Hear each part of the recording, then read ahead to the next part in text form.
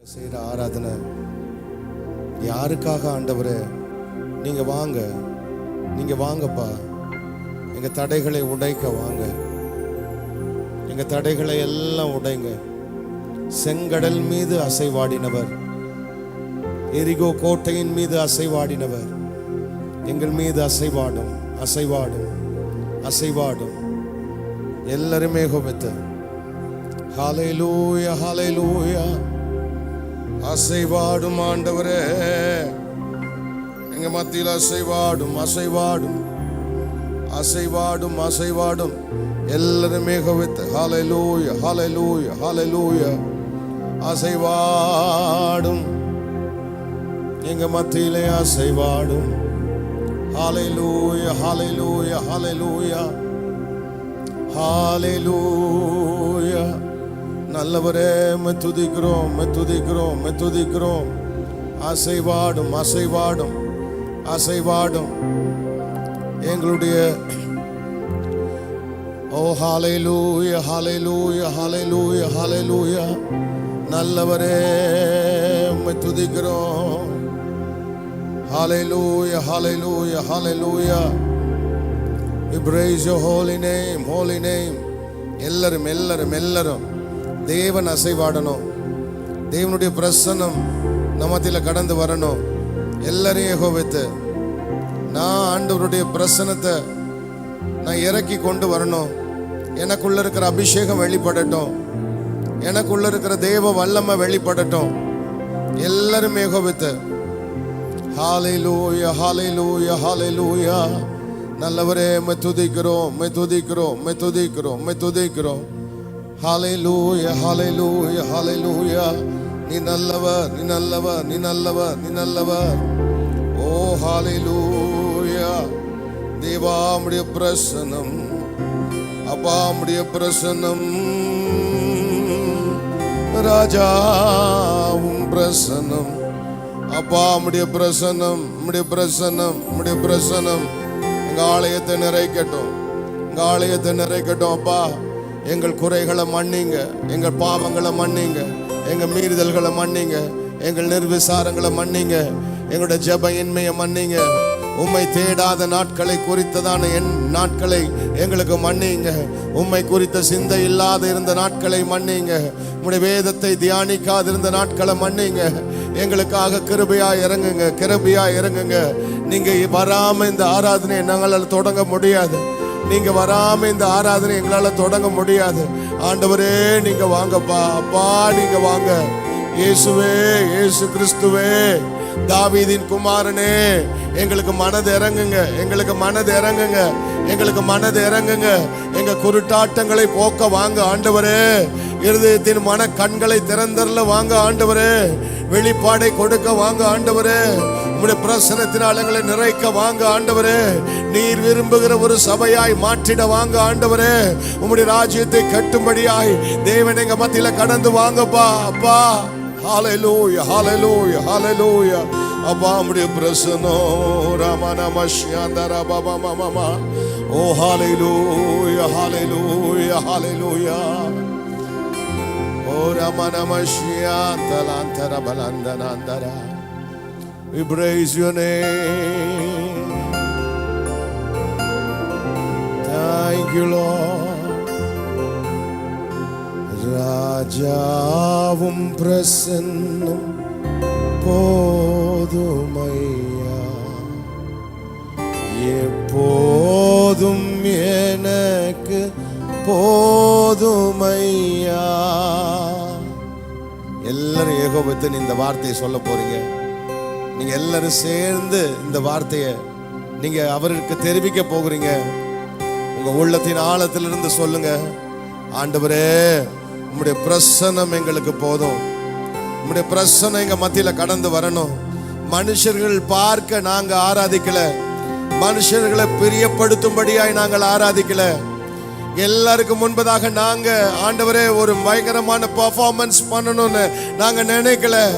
எங்க எண்ணம் எல்லாம் தேவ பிரசன்னம், தேவ பிரசன்னம் இந்த ஆலயத்தை நிறைக்கணும் நிறைக்கணும் நிறைக்கணும்.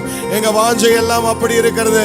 எங்களுடைய உள்ளங்களை எல்லாம் ஆராய்ந்து பார்த்து அப்பா உம்முடைய பிரசன்னத்தினால் எங்களை நிரப்புவீராக ஆண்டவரே. ஓ ஹalleluya ஹalleluya.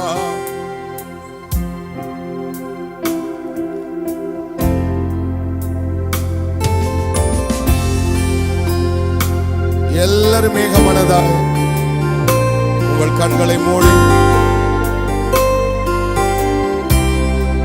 அப்பாவுடைய பிரசன்னம் நம்மை நிறைக்கட்டும்.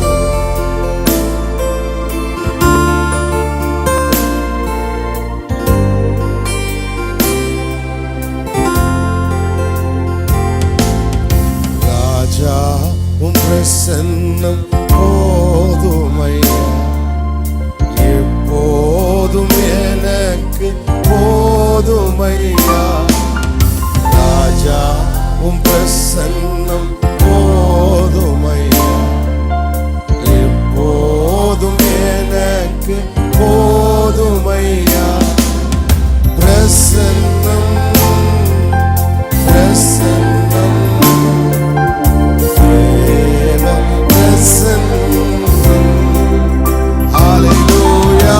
பிரசன்னம் பிரசன்னம் தேவ பிரசன்னம். அதிகாலமே தேடுவீரே, அதிகாலமே தேடுவீரே. ஆர்வமுடன் நாடுவீரே, ஆர்வமுடன் நாடுவீரே. பிரசன்னம்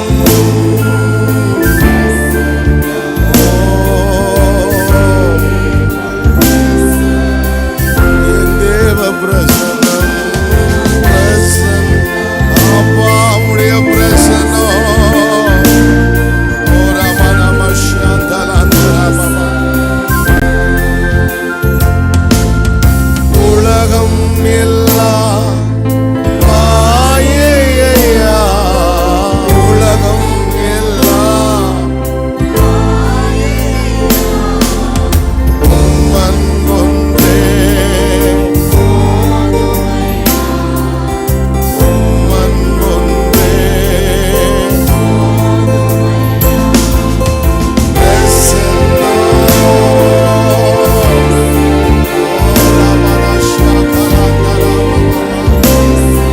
ஐயா உங்க பிரசன்னம் பிரசன்னம்.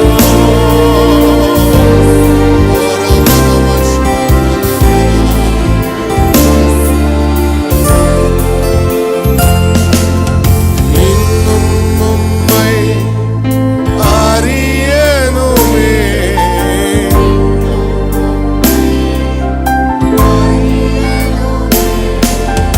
இன்னும் கிட்டி சேரணுமே, இன்னும் கிட்டி பிரசன்னம்.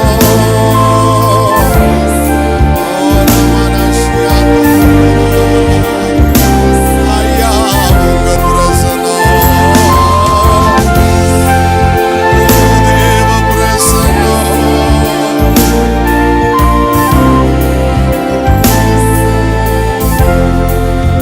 ராஜா உம் பிரசன்னம் போதுமையா, போதும் எனக்கு போதுமையா. ராஜா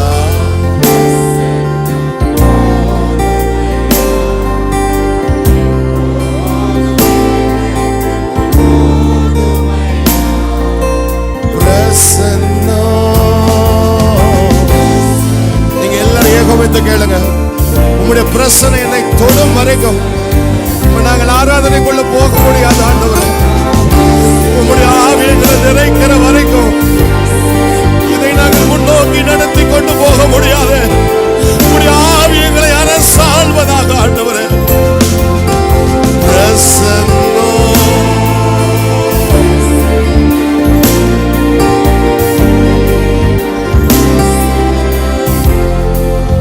hallelujah.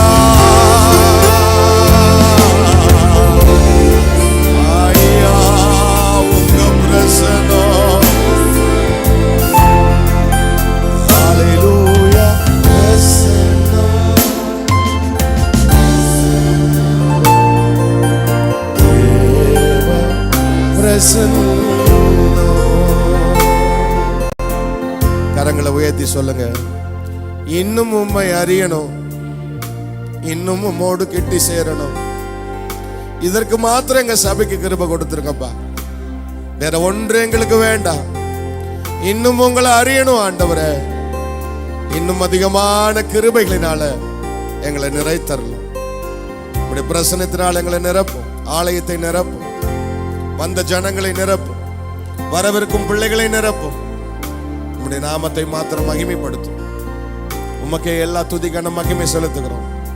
தூய இயேசுவின் கிறிஸ்துவின் அருமை நாமத்தில் ஜெபிக்கிறோம் எங்கள் ஜீவனுள்ள நல்ல பிதாவே. ஆமென், ஆமென், ஆமென். ஹல்லேலூயா. சத்தமாய் ஹல்லேலூயா. உற்சாகமா இருக்கிற எத்தனை பிள்ளைங்களும் சத்தமா அல்ல சொல்லுங்க ஹல்லேலூயா. ஒரு சில பாடலை பாடி நாம் ஆண்டுடைய நாமத்தை மகிமைப்படுத்துவோம். நம்மளுக்கும் தெரிந்த ஒரு பழைய பாடல், உம்மை நேசிக்கிறேன் இயேசுவே என் இரட்சகா என் தேவா என்ற பாடலை பாடி ஆண்டுடைய நாமத்தை உயர்த்துவோம்.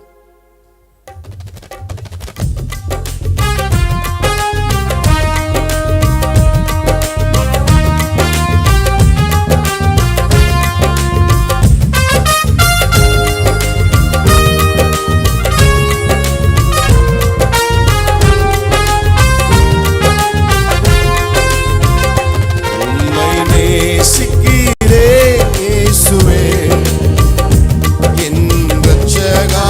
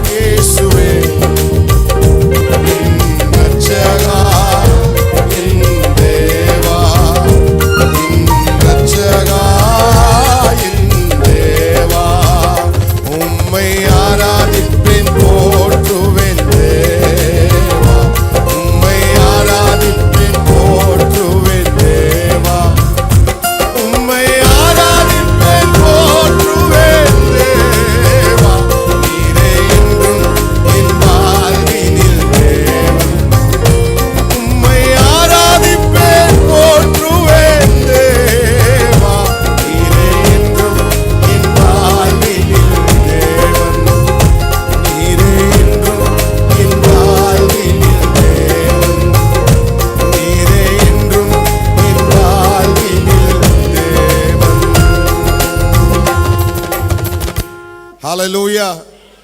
நல்ல சத்தமாய் ஹல்லேலூயா. கரங்களை உயர்த்தி அப்பாவை பார்த்து சொல்லுங்க, ஆண்டவரே, என்னுடைய வாழ்நாள் முழுவதும் இந்த தலை ஆராதிப்பதற்கு சாயும்னா, தலை குனியும்னா, அது என் தேவாதி தேவன் ஒருவருக்கு மாத்திரம்தான். ஹல்லேலூயா.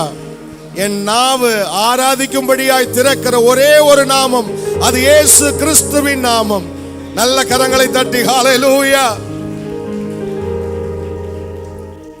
ஹல்லேலூயா. சுத்தமாய் சந்தோஷமா இருக்கிறவங்க எல்லாம் ஒரு அல்ல சொல்லுங்க, ஹல்லேலூயா. நாம் உலகத்திற்கானவர்கள் அல்ல. ஹல்லேலூயா. எத்தனை பேர் அதை ஆமோதிக்கிறீங்க? நான் பரலோகத்துக்கானவன். ஆமென். சத்தமரல்ல சொல்லுங்க. பரலோக லக்கு செய்து முடிக்கணும். ஆமென். நம்ம என்ன செய்தாலும் அவருடைய திட்டத்தை செய்தா மாத்திரம்தான் தேவ பிள்ளைகளுக்கு ஒரு சந்தோஷம் கிடைக்கும். எத்தனை பேர் அதை நம்புறீங்கன்னு தெரியல. நான் உறுதியா சொல்றேன், நீங்க என்ன சம்பாதித்தாலும், எவ்வளவு மேன்மையானது பெற்றுக்கொண்டாலும், உலகத்தில் தலை சிறந்த படிப்பை நீங்கள் படித்தாலும், தேவ பிள்ளைகள் மட்டும், தேவனால தெரிந்து கொள்ளப்பட்ட பிள்ளைகள் மட்டும் அவருடைய சித்தத்தை செய்தால் மாத்திரம் சந்தோஷம், அவருடைய சித்தத்தில் மாத்திரம் ஒரு சமாதானம். நல்ல கரங்களை தட்டி, ஆண்டவரே, உம்முடைய சித்தத்தை செய்வதற்கு எனக்கு உதவி செய்யுங்க. இன்னொரு பாடலை கூட பாடுவோம். பரம அழைப்பின் பந்தய பொருளுக்காய் நான் லக்கை நோக்கி ஓடுகிறேன். வெறும் பாடல் அல்ல, ஒரு ஜெபமாய் பாடி கர்த்தருடைய நாமத்தை உயர்த்துவோம்.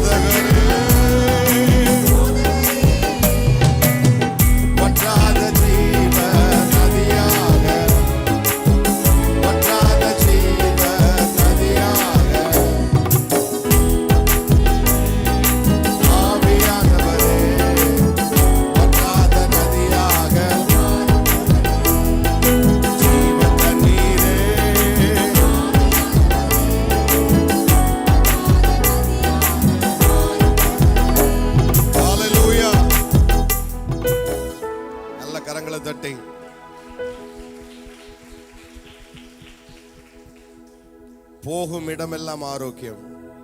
அல்லேலூயா. நீங்களும் நானும் ஏன் ஆரோக்கியமா இருக்கிறோம்? ஏன் நம்ம ரொம்ப செழிப்பா இருக்கிறோம்? செழிப்பா இருக்கிறோமா? முதல்ல அந்த உணர்வு நமக்கு வேணும். அல்லேலூயா. நீங்களும் நானும் போகிற இடத்துல தேவனுடைய பிரசன்னம் நம்ம மத்தியில கடந்து வருகிறதுனால தான் அந்த ஆரோக்கியத்தை தேவன் நமக்கு கொடுக்கிறார், அந்த பலனை தேவன் நமக்கு கொடுக்கிறார். இந்த ஞாயிற்றுக்கிழமை ஆராதனை என்பது ஏதோ ஒரு சடங்கு அல்ல, ஒரு ரிச்சுவல் அல்ல. இந்த இடத்துல வர்றதுனால தேவன் என்ன பயங்கரமா பலப்படுத்துகிறார். அவர் ஆராதிக்க எழும்பி நிற்போமா? எழும்பி நின்று அவரை கொஞ்ச நேரம் ஹல்லேலூயா ஹல்லேலூயா ஹல்லேலூயா. என் நேசர் இயேசுவின் மேல் சாய்ந்தேன்.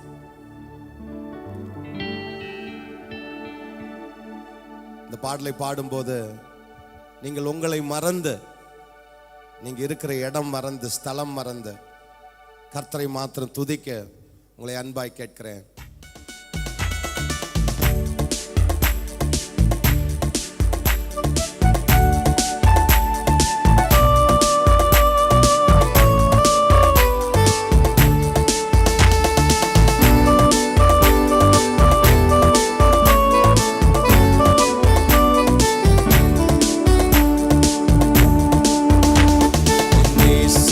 இயேசுவின் மேல் சாய்ந்து துன்பமனாந்தே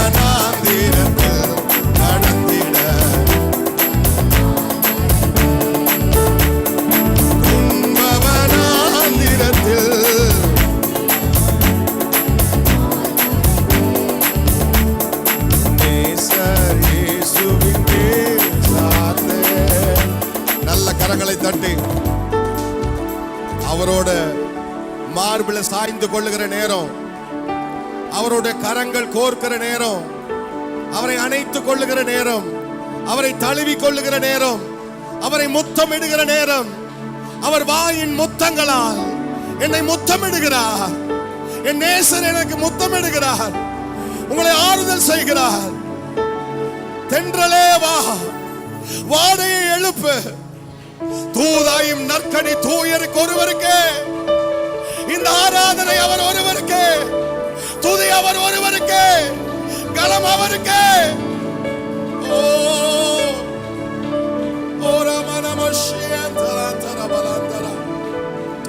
ஓ ஹalleluya, ஹalleluya.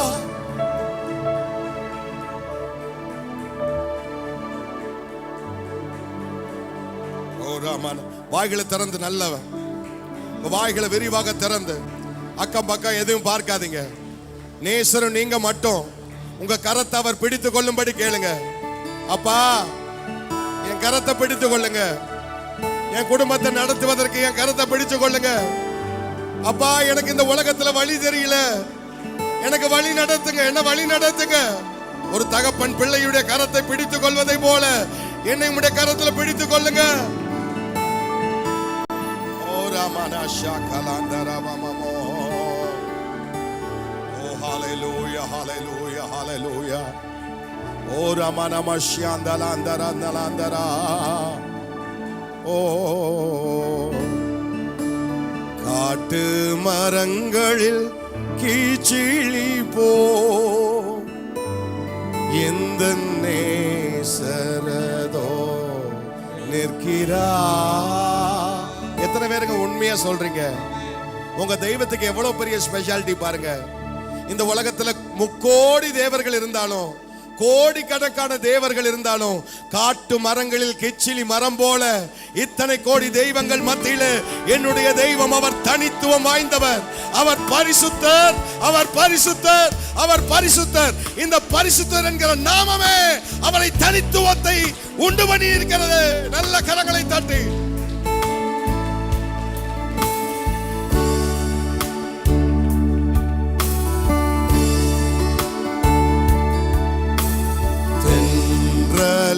வா, வாடையேழும்ப தூதாயின் நற்கனி தூயருக்கே.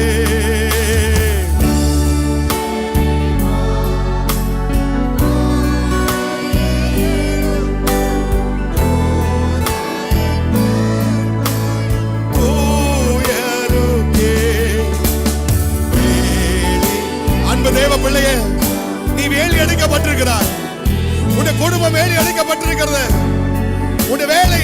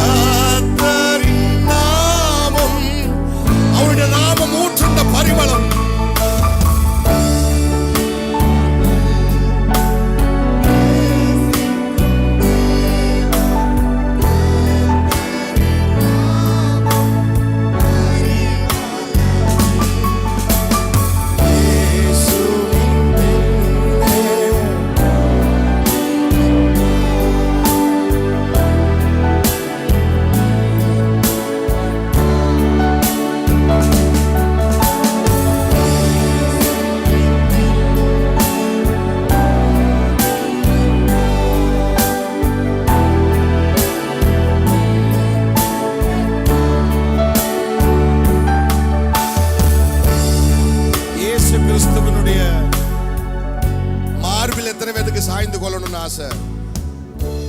இந்த உலகத்தில் இருக்கிற அன்பு எல்லாம், அன்பு வாலிப தம்பி, வாலிப தங்கச்சி, உலகத்தில் இருக்கிற அன்பு எல்லாம் கரைந்து போயிடும். அந்த அன்புக்கு ஒரு எதிர்பார்ப்பு இருக்கும். ஆனா தேவன் உங்களை குறித்து வைத்த திட்டம் நிறைவேறுவதற்காக அவருடைய அன்பை உங்க மேல ஊற்றுகிறார். அவருடைய நெஞ்சில நான் சாய்ந்து கொள்ளணும் அப்படின்னு சொல்லுகிற பிள்ளைங்கள்லாம் ஆண்டவரை நோக்கி, ஆண்டவரே உங்க இருதயத்துல சாய்ந்து கொள்ளணும் ஆண்டவரே, உம்முடைய அன்பில நான் மூழ்கணும் ஆண்டவரே, எங்களை உம்முடைய அன்பினால மூழ்குங்க. ஓ ராமா நம தேங்க் யூ லார்ட். உமக்கே ஸ்தோத்திரம், உமக்கே ஸ்தோத்திரம், உயிருள்ள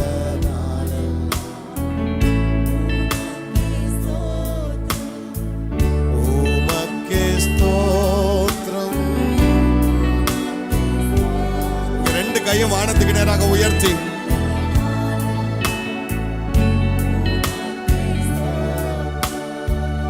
திராட்சை ரசம் பார்க்கிறோம்,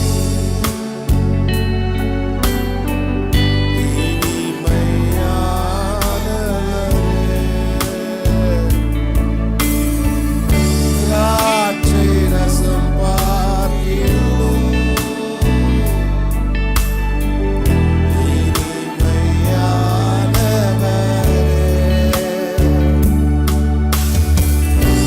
ஊற்றுண்ட பரிமளமே,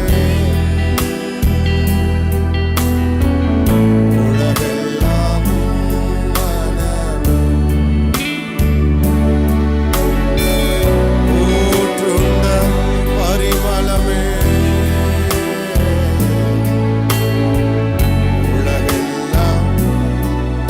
ரெண்டு கையை வானத்துக்கு நேராக உயர்த்தி உமக்கே ஸ்தோத்திரம், உமக்கே ஸ்தோத்திரம், உயிருள்ள நாதன், உமக்கே உமக்கே ஹalleluya, உயிருள்ள நாதன், உமக்கே. அன்பு தேவ பிள்ளைகளே, நீங்க நம்புறீங்களோ நம்பலையோ, விசுவாசிக்கிறீங்களோ விசுவாசிக்கலையோ, அல்லது நீங்க உணர்ந்தீங்களோ உணரவில்லையோ, உன்னை மாத்திரம் நான் உறுதியாய் நம்புகிறேன். இங்கே தேவனுடைய சமூகத்தில் வந்து நிற்கிற அத்துணை பிள்ளைகளுடைய தலையையும் என் தேவன் அவருடைய இருதயத்தில் சாய்த்து வைத்து, என் அன்பு மகளே மகனே, உன் தலையை தட்டி கொடுத்து சொல்லுகிறார், நீ பயப்படாதே, நீ திகையாதே, நான் சர்வ வல்லமையுள்ள தேவன், நம் மோசேயோடு இருந்ததை போல உன்னோட கூட இருப்பேன். இன்னொரு வார்த்தை நமக்கு சொல்லுகிறார், நீ உயிரோடு இருக்கும் நாள் வரைக்கும் ஒருவனும் உன்னை எதிர்த்து நிற்க கூடாதபடி தேவ கிருபை, தேவ வல்லமை நம்மை நிறைக்கிறது.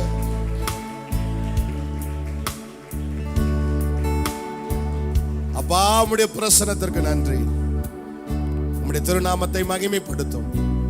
இயேசு கிறிஸ்துவின் நாமத்தில் ஜெபிக்கிறோம் எங்கள் ஜீவனுள்ள நல்ல பிதாவே, ஆமென் ஆமென். தயவாய் அமர்ந்திருங்க. ஹalleluya, சத்தமாய் ஹalleluya. எல்லாரும் சேர்ந்து ஒரு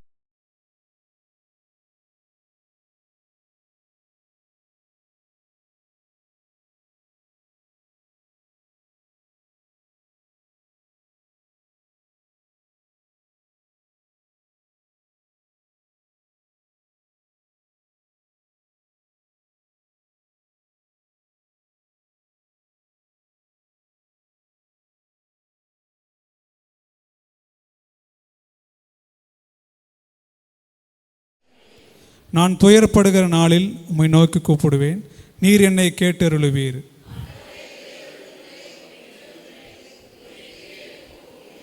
ஆண்டவரே, நீர் உண்டாக்கின ஜாதிகளும் வந்து உமக்கு முன்பாக பணிந்து உமது நாமத்தை மகிமைப்படுத்துவார்கள்.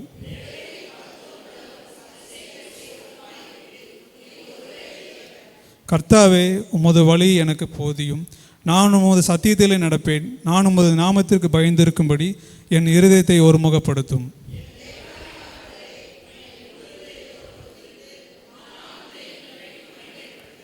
நீர் எனக்கு பாராட்டின உமது கிருபை பெரியது, என் ஆத்துமாவை தாழ்ந்த பாதாளத்திற்கு தப்புவித்தீர்.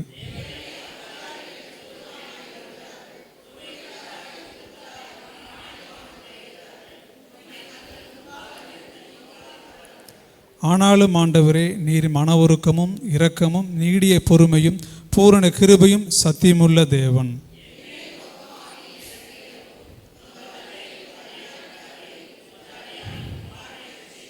கடைசி வசனம் சேர்ந்து வாசிப்போம்.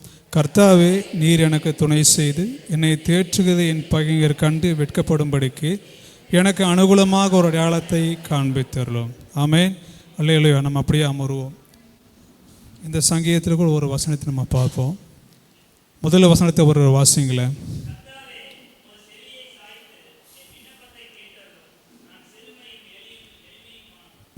ஆண்டவரே ஸ்தோத்திரம். இன்றைக்கு கூட ஆண்டவரே நம்முடைய வார்த்தையை கொடுத்து ஆண்டவர் அடியனை ஆண்டவரின் கொடுத்து நம்முடைய கிருபைகளுக்காக நன்றி. அடியனை நடத்துங்க. என்னிடத்தில் இருக்க குறைகளவே குற்றங்களை தேவரின் மன்னிங்க. இயேசு கிறிஸ்து நாமத்தில் தயவாய் கேட்கிறேன் நல்ல பிதாவே, ஆமென்.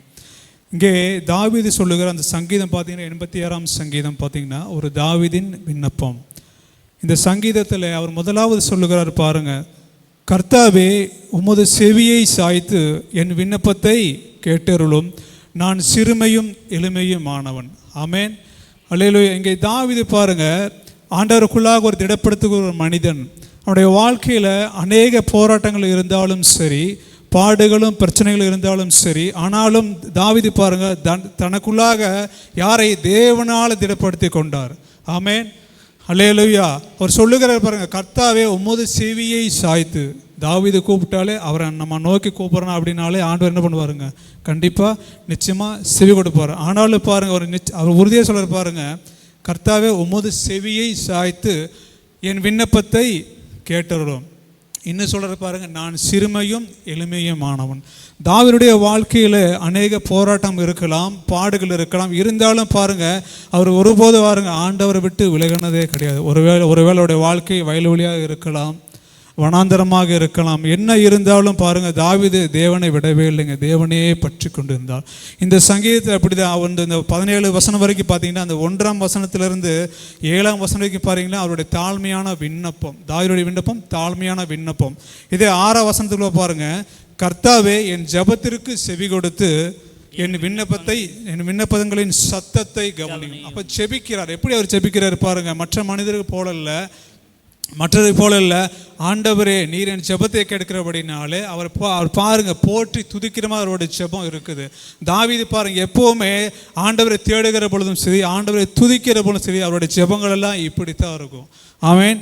அல்ல இன்றைக்கு நம்முடைய வாழ்க்கையில் கூட அப்படி தான். ஒருவேளை இன்றைக்கு கூட ஏதோ ஒரு இன்னைக்கு சபைக்கு வந்திருப்பீங்க தேவ பிள்ளைகளை, ஒருவேளை ஏதோ ஒரு காரியத்தை குறித்து என்னுடைய வாழ்க்கையில் இந்த காரியம் நடந்தால் நல்லா இருக்கும் பிரதர், இப்படி ஒரு பிரச்சனையில் இருக்கிறேன், இப்படி ஒரு போராட்டத்தில் இருக்கல, ஒருவேளை இதுலேருந்து எனக்கு ஒரு விடுதலை கிடைச்சா நல்லா இருக்குன்னு சொல்லி ஏதோ ஒரு காரியத்தை குறித்து உங்களோட உள்ளத்தில் நீங்கள் கலங்கி கொண்டு இருக்கலாம். இன்றைக்கு ஆண்டவர் பாருங்க, தாவீதை போல நம்மளும் ஜெபிச்சா, தாவீதுக்கு செவி கொடுத்தா தேவன் நமக்கும் செவி கொடுக்க அவர் வல்லமுள்ள தேவனாக இருக்கிறார். ஆமென். அல்லேலூயா. இந்த 1ஆம் வசனத்து 7ஆம் வசனம் பாருங்க அவருடைய ஜெபம் தாழ்மையான ஒரு விண்ணப்பம். ஆமென். அல்லேலூயா. அதே போல இந்த 8ஆம் வசனத்து 10ஆம் வசனம் வரைக்கும் அவர் பாருங்க அவருடைய தேவனுடைய மகிமையை உணர்கிறார். இந்த 8ஆம் வசனத்து 10 வரைக்கும் அவருடைய தேவனுடைய ஆண்டவரே தேவருக்குள்ளே உமக்கு நிகரம் இல்லை, உம்முடைய கிரியைகளுக்கு ஒப்பம் இல்லை அப்படி சொல்லி அநேக இந்த 3 வசனத்தில் சொல்லுகிறார். அதே போல் இந்த 11ஆம் வசனத்திலிருந்து 13ஆம் வசனம் வரைக்கும் பாருங்க அவருடைய வழிகாட்டுதல் விண்ணப்பம். அவர் ஆண்டவருக்கு வழிகாட்டுக்கு அந்த விண்ணப்பத்துக்கு கூட நமக்காக ஒரு வழிகாட்டுதல் விண்ணப்பமாக இருக்கிறது. அதே போல் இந்த 11ஆம் வசனத்து 14ஆம் வசனம் வரைக்கும் பாருங்க அவருடைய பாருங்க தேவனை நம்புகிற ஒரு விண்ணப்பமாக இருக்குது. இப்படியாக தாவீது பாருங்க அவருக்குள்ள அந்த தேவனை தேடுகிற உணர்வு உள்ள ஒரு மனிதனாக காணப்பட்டார். ஆமென். அல்லேலூயா. நம்முடைய வாழ்க்கையில அப்படிதான். நம்முடைய தேவனை தேடுகிற பொழுது, தேவனை துதிக்கிற பொழுது நம்முடைய விண்ணப்பம் அப்படியாக இருக்கணும். எனக்கு இப்படி இருக்கு வாழ்க்கையில், நான் இப்படி போராடுகிற ஆண்டவர், எனக்குள்ள ஒரு நெருக்கம் இருக்கு, நான் இந்த வழியாக கடந்து போகிறேன், ஆனாலும் ஆண்டவர் உங்களை துதிக்கிற ஆண்டவரை, உங்களை ஆராதிக்கிற, ஆனால் எனக்கு இந்த வழியாக ஒரு பாடுகள் வருது அப்படின்னு சொன்னால் ஆண்டவரிடத்தில் நான் உண்மையாக ஆண்டவரை தேடுகிற பொழுது, அவரை துதிக்கிற பொழுது நம்முடைய பிரச்சனையை பார்த்து நமக்கு நல்ல ஒரு விசாலமான வழியை கொடுக்க ஆண்டவர் வல்லமுள்ள தெய்வமாக இருக்கிறார். ஆமென். அல்லேலூயா. பாருங்க தாவீது கூட சில தன்மைகள் இருக்குது அவரிடத்தில். இந்த வசனத்தின்படி பாருங்க ஒரு 4 விதமான தன்மைகள் இருக்குது. முதல் தன்மை பாருங்க அவர் உண்மையான மனம். எப்படிங்க உண்மையான மனம்? எப்படி தன் பாவங்களையும் தன்னுடைய பலவீனங்களையும் தேவனிடத்தில் திறம்பட சொன்னார். நான் பாவித ஆண்டவரே, நான் பலவீன ஆண்டவரே என்று சொல்லி ஒரு மனம் திரும்பலான ஒரு மனிதனாக காணப்பட்டார். 2வது பாருங்க என்ன வந்தாலும் தேவனையே சார்ந்து அவருடைய வாழ்க்கையில் போராட்டம் வந்தது, பிரச்சனை வந்தது, பாடுகள் வந்து என்ன வந்தாலும் தேவனையே சார்ந்திருந்தார். மூன்றாவது பாருங்க, தேவனை உதவி தேடும் குரல் அவருக்கு இருந்தது. எதிரி இடத்துலேருந்து எந்த பிரச்சனை வந்தாலும் தேவனை தேடுக, ஒரு விடுதலைக்காக தேவனிடத்தில் குரலை கொடுக்கிற ஒரு மனிதனாக காணப்பட்ட. நான்காவது பாருங்க, என்ன வந்தாலும் விண்ணப்பத்தோடும் ஸ்தோத்திரத்தோடும் தேவனை உயர்த்தி புகழ்ந்தார். ஆமேன், அல்லேலூயா. இன்றைக்கு கூட நாம் அப்படிதான் தேவனிடத்தில் ஜெபிக்கிற பொழுது நம்ம விண்ணப்பத்தை கேட்டு நம்ம சத்தத்துக்கு செவி கொடுத்து நம்முடைய விண்ணப்பத்தை கேட்டு நம்முடைய வார்த்தைகளை கவனிக்கிற ஒரு தேவனாக இருக்கிறார். ஆமேன், அல்லேலூயா. வேதத்தில் இதற்கு ஆதாரமாக ஒரு வேதத்தில் கூட ஒரு சம்பவத்தை பார்ப்போம். மார்க் எழுதின சுவிசேஷ புத்தகம் 9ஆம் அதிகாரம் 17ஆம் வசனத்தை ஒரு வாசிங்க. மார்க் 9:17. அப்பொழுது ஜனக்கூட்டத்தில் ஒருவன் அவரை நோக்கி, போதகரே, ஊமையான ஒரு ஆவி பிடித்த என் மகனை உம்மிடத்தில் கொண்டு வந்தேன். போதும். 20ஆம் வசனத்தை வாசிங்க பிரதர். அவனை அவரிடத்தில் கொண்டு வந்தார்கள். அவனை கண்டவுடனே அந்த ஆவி அவனை அலைக்கழித்தது. அவன் தரையிலே விழுந்து நுரைதள்ளி புரண்டான். அவர் அவனுடைய தகப்பனை நோக்கி, இது மன்னிக்கணும் பாருங்க, இந்த வசனத்தை பாருங்க. இங்கே ஒரு தகப்பன் பாருங்க, தன்னுடைய பிள்ளையை, அவனுடைய மகனுக்கு பயங்கரமான பிசாசு பிடிச்சிருச்சு. அந்த பிசாசு பிடித்த மகனை எதுவுமே பண்ண முடியல. ஆண்டவரிடத்தை கொண்டு முதலாவது சீசரிடத்தை கொண்டு வருகிறார். அவரால் கூடாமல் போயிட்டு, அப்போ ஆண்டவரை இயேசு கிறிஸ்து வருகிறதை பார்த்து ஆண்டவரிடத்தில் அவர் விண்ணப்பம் பண்ணுகிறார், செபிக்கிற. ஆண்டவரே, அவர் சொல்லுகிறார் பாருங்க. அப்பொழுது ஜனக்கூட்டத்தில் ஒருவன் அவரை நோக்கி, போதகரே, ஊமையான ஒரு ஆவி பிடித்த என் மகனை உம்மிடத்தில் கொண்டு வந்தேன். அவனை அவரிடத்தில் கொண்டு வந்தால் அவரை கண்டவுடனே அந்த ஆவி அவனை அலைக்கழித்தது. அவன் தரையிலே விழுந்து நுரைதள்ளி புரண்டான். உடனே ஆண்டவர் பாருங்க, அவர் அவனுடைய தகப்பனை நோக்கி, இது உனக்கு உண்டாகி எவ்வளவு காலமாயிற்று என்று கேட்டார். அதற்கு அவன், சிறு வயது முதற்கொண்டே உண்டாயிருக்கிறது. இவனை கொல்லும்படிக்கு அது அநேக தினம் தீயிலும் தண்ணீரிலும் தள்ளிற்று. நீர் ஏதாயிலும் செய்யக்கூடுமான எங்கள் மேல் மனதிறங்கி எங்களுக்கு உதவி செய்ய வேண்டும் என்று இங்கே கேட்டுக்கொண்டார். ஆமேன், அல்லேலூயா. இங்கே தன்னுடைய மகனை வேதனைப்படுத்துகிற, துன்பப்படுத்துகிற, அநேக தரம் தீயிலும் தண்ணீரிலும் தள்ளுகிற அந்த பிசாசை யாராலும் விடுவிக்க முடியல. ஆனால் அந்த இடத்துல ஆண்டவர் இயேசு கிறிஸ்துவால் விடுதலை கொடுக்க முடியும் என்று அவன் நம்பினான், விசுவாசித்தான். ஆமேன், அல்லேலூயா. அப்போ அவர் விசுவாசிக்கிறப்போ அவர் விண்ணப்பத்தை ஆண்டவர் பாருங்க. இன்றைக்கி நம்ம அப்படி, ஒருவேளை நம்முடைய வாழ்க்கை அப்படி காணப்பட்டால் பாருங்க, ஆண்டவர் முதலாவது விண்ணப்பத்தை கேட்கிறார், இரண்டாவது இவனுடைய விசுவாசத்தை கனப்படுத்துகிற ஒரு தெய்வமாக இருக்கிறார். ஆமேன், அல்லேலூயா. பாருங்க, ஆண்டவர் சொல்கிறார் பாருங்க, இயேசு அவனை நோக்கி, நீ விசுவாசிக்க கூடுமானால் ஆகும், விசுவாசனுக்கு எல்லாம் கூடும். இன்றைக்கு தேவனுடைய ஆலயத்துக்கு வந்திருக்கிறோம். நம்ம விசுவாசோட ஆண்டவரத்தில் ஜெபிக்கிற பொழுது, விசுவாசோட ஆண்டவர் நம்ம கூப்பிடுகிற பொழுது, அவர் கேட்கிற மாத்திரம் அவர் நம்மை நோக்கி பார்க்கிறவராக இருக்கிறார். ஆமேன், அல்லேலூயா. பாரு, இங்கே இந்த இடத்துல இந்த சம்பவத்தில் ஆண்டவர் ஒரு 3 காரியத்தை செய்கிறார். அது ஒரு 5 நிமிடம் நான் சொல்லி முடிச்சிடறேன் பாஸ்டர், முடிய போகுது. பாருங்க, உடனே தகப்பன் விசுவாசிக்கிற ஆண்டவரே, என் அவிசுவாசம் நீங்கும்படி உதவி செய்ய வேண்டும் என்று கண்ணுடைய சத்தமிட்டு சொன்னான். அப்பொழுது ஜனங்கள் கூட்டமாய் ஓடி வருகிறது இயேசு கண்டு. முதலாவது ஆண்டவர் காண்கிறவராக இருக்கிறார். ஆமேன், அல்லேலூயா. இரண்டாவது பாருங்க, அந்த அசுத்த ஆவியை நோக்கி, ஊமையும் செவிடுமான ஆவியே, இவனை விட்டு புறப்பட்டு போ. இரண்டாவது பாருங்க, ஆண்டவர் கட்டவிழ்கிறார். ஊமையும் செவிடுமான ஆவியே, இவனை விட்டு புறப்பட்டு போ என்று சொல்கிறார். மூன்றாவது பாருங்க, இனி இவனுக்குள் போகாது என்று நான் உனக்கு கட்டளையிடுகிறேன் என்று அதை அதட்டினார். ஆமேன், மூன்றாவது கட்டளையிடுகிறார். முதலாவது காண்கிறார், இரண்டாவது கட்டவிழுக்கிறார், மூன்றாவது கட்டளையிடுகிறார். இன்றைக்கி நம்முடைய வாழ்க்கை அதே போல் ஏதோ ஒரு விதத்தில் பிசாசின் பிடிகள் ஒருவேளை ஆண்டவர்களை இருந்தாலும், உலகத்துக்கு பிரகமான காரியங்களை நம்ம செயல்படுகிற பொழுது பிசாசின் பிடிகள் ஒருவேளை சிக்கணும். ஆண்டவர் பாருங்கள், நம்முடைய வாழ்க்கையில் ஜெபத்தை கேட்டு நம்மை காண்கிறவராக இருக்கிறார்.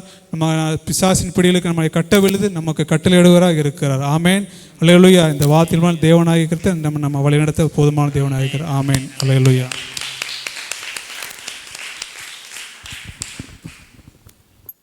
பாடலை பாடணும்னு விரும்புகிறதான பிள்ளைங்கள் ஆராதனையினுடைய முடிவில் சகோதரி ஜோனா விடுதலோ சிஸ்டர் பிரின்சஸ் இடத்துலையோ உங்களுடைய பெயரை கொடுக்க உங்களை ரொம்ப அன்பாக கேட்டுக்கொள்கிறேன். உங்களை உற்சாகப்படுத்த விரும்புகிறோம்.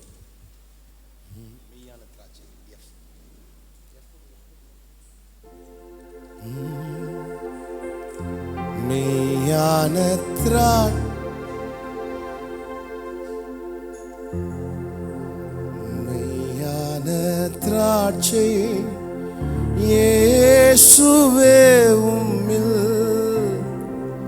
கொடியாய் நிலைத்திருப்பே, நானும் நல்ல கனிதரவே.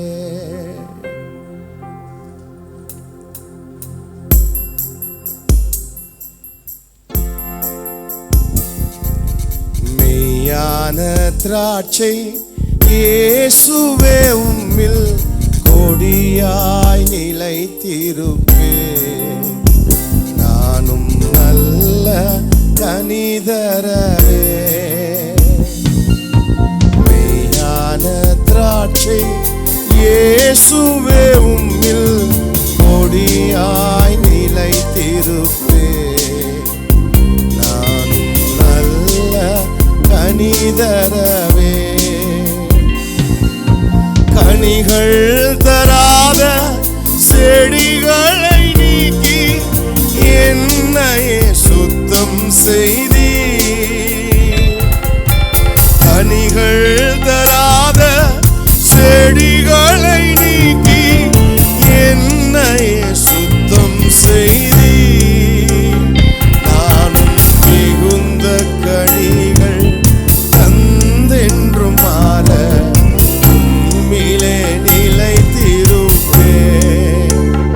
நானும் மிகுந்த கனிகள் தந்தென்றும் மாற உம்மிலே நிலைத்திருப்பேன். மெய்யான திராட்சை இயேசுவே உம்மில் கொடியாய் நிலைத்திருப்பேன். நானும் நல்ல கனிதரவே. என்னாலே ஆகும் என்று நான் சொல்ல என்னாலே கூடாதையா. என்னாலே ஆகும் என்று நான் சொல்ல என்னாலே கூடாதையா. தேவா உம்மாலே அன்றி யாதொன்றும் செய்ய என்னாலே கூடாதையா. தேவா உம்மாலே அன்றி யாதொன்றும் செய்ய என்னாலே கூடாதையா. மெய்யான திராட்சை இயேசுவே உம்மில் கொடியாய் நிலைத்திருப்பேன். நானும் நல்ல கனிதரவே. நானும் நல்ல கனிதரவே.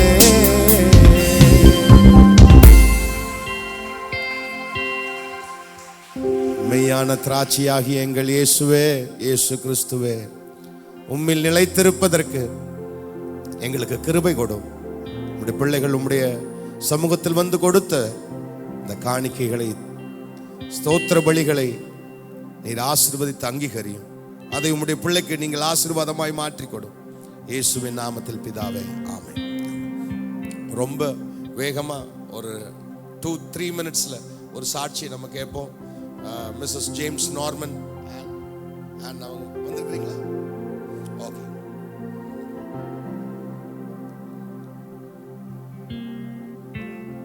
மெய் சாட்சி சொல்லுகிறவன் உயிரை ரட்சிக்கிறான். அநேக உயிர்களை ரட்சிக்க தக்கதான ஒரு மெய் சாட்சியை தேவன் நமக்கு கேட்க அருள் செய்வாராக. கர்த்தருக்கு ஸ்தோத்திரம். என்னுடைய தங்கையானவள் 1 வருடமாக அவளுக்கு குழந்தை பாக்கியம் இல்லாமல் இருந்தது. அப்பொழுது எங்களிடத்தில் ஜெபிக்கும்படியாக கேட்டுக்கொண்டாள். நாங்கள் அவளுக்காக ஜெபித்து கொண்டிருந்தோம். அப்பொழுது ஒரு ஆராதனை வேளையிலே எங்களுக்கு ஒரு தரிசனம் மூலமாக அவள் ஒரு குழந்தையை வைத்திருக்கிறதாக கர்த்தர் காண்பித்தார். அதன்படியே அதை தொடர்ந்து ஒரு 3 வாரத்துக்குள்ளாக அவள் கன்சீவ் ஆகியிருக்கிற நியூஸை நாங்கள் அறிந்து கொள்ளும்படியாக கர்த்தர் இரக்கம் பாராட்டினார். இன்னும் தொடர்ந்து அப்படி போய் கொண்டு இருக்கும்போது 5வது மாதத்திலே திடீரென்று அந்த கர்ப்பப்பையில் இருந்த ஃப்ளூயிடானது ரொம்ப கம்மியாக மாறி குழந்தைக்கு ஆபத்து வர இருந்த நேரமாய் காணப்பட்டது. அப்பொழுது டாக்டர்ஸ் வந்து அட்மிட் செய்ய வேண்டும், பெட் ரெஸ்ட்டில் இருக்கணும்னு சொல்லியிருந்தாங்க. அடியாளுக்கும் அடியாளுடைய தங்கைக்கும் தாயார் இல்லை. அப்பொழுது நாங்கள் கர்த்தரிடத்தில் ஜெபித்தோம். கர்த்தாவே, பெட் ரெஸ்ட்டில் இருந்தால் அவளை பார்க்குறதுக்கு ஆள் இல்லை. கர்த்தாவே, நீர் ஆண்டவரே ஒரு அற்புதத்தை இந்த இரவிலே செய்து அவளுக்கு எல்லாம் நார்மலாக இருக்கும்படியாக இரக்கம் செய்யும் என்று கர்த்தரிடத்தில் ஜெபித்தோம். அப்பொழுது அடுத்த நாள் திரும்ப அவங்க ஸ்கேன் பார்க்கும்போது அந்த ஃப்ளூயிட் கரெக்டான லெவலில் இருக்கிறது, ஒரு பிரச்சனையும் இல்லை. அது எப்படி நேற்றைய தினத்தில் இப்படி இருந்தது என்று அவர்கள் அதிசயமாக சொன்னார்கள். டாக்டர்ஸ் அதிசயப்பட்டார்கள். அப்படி கர்த்தர் ஒரு அற்புதத்தை செய்தார்.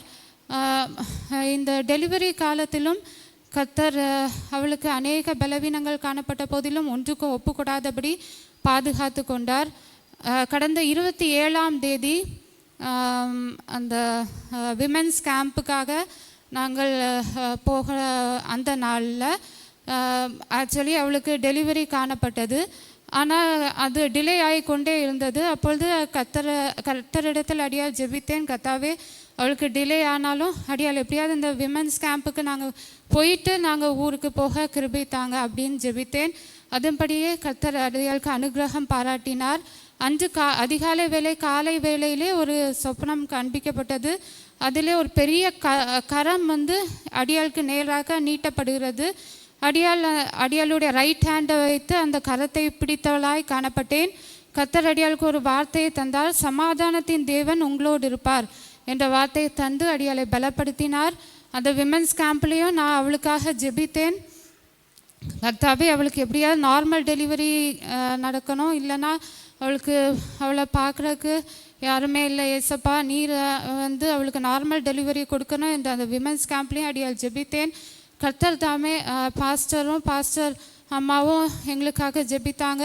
கர்த்தர் எல்லா விண்ணப்பங்களின் சத்தத்தை கேட்டு கர்த்தர் தாமே அவளுக்கு 28ஆம் தேதி அவளுக்கு நார்மல் டெலிவரியில் ஒரு நல்ல அழகான ஒரு பாய் பேபி பிறக்க கிருபை தந்தார்.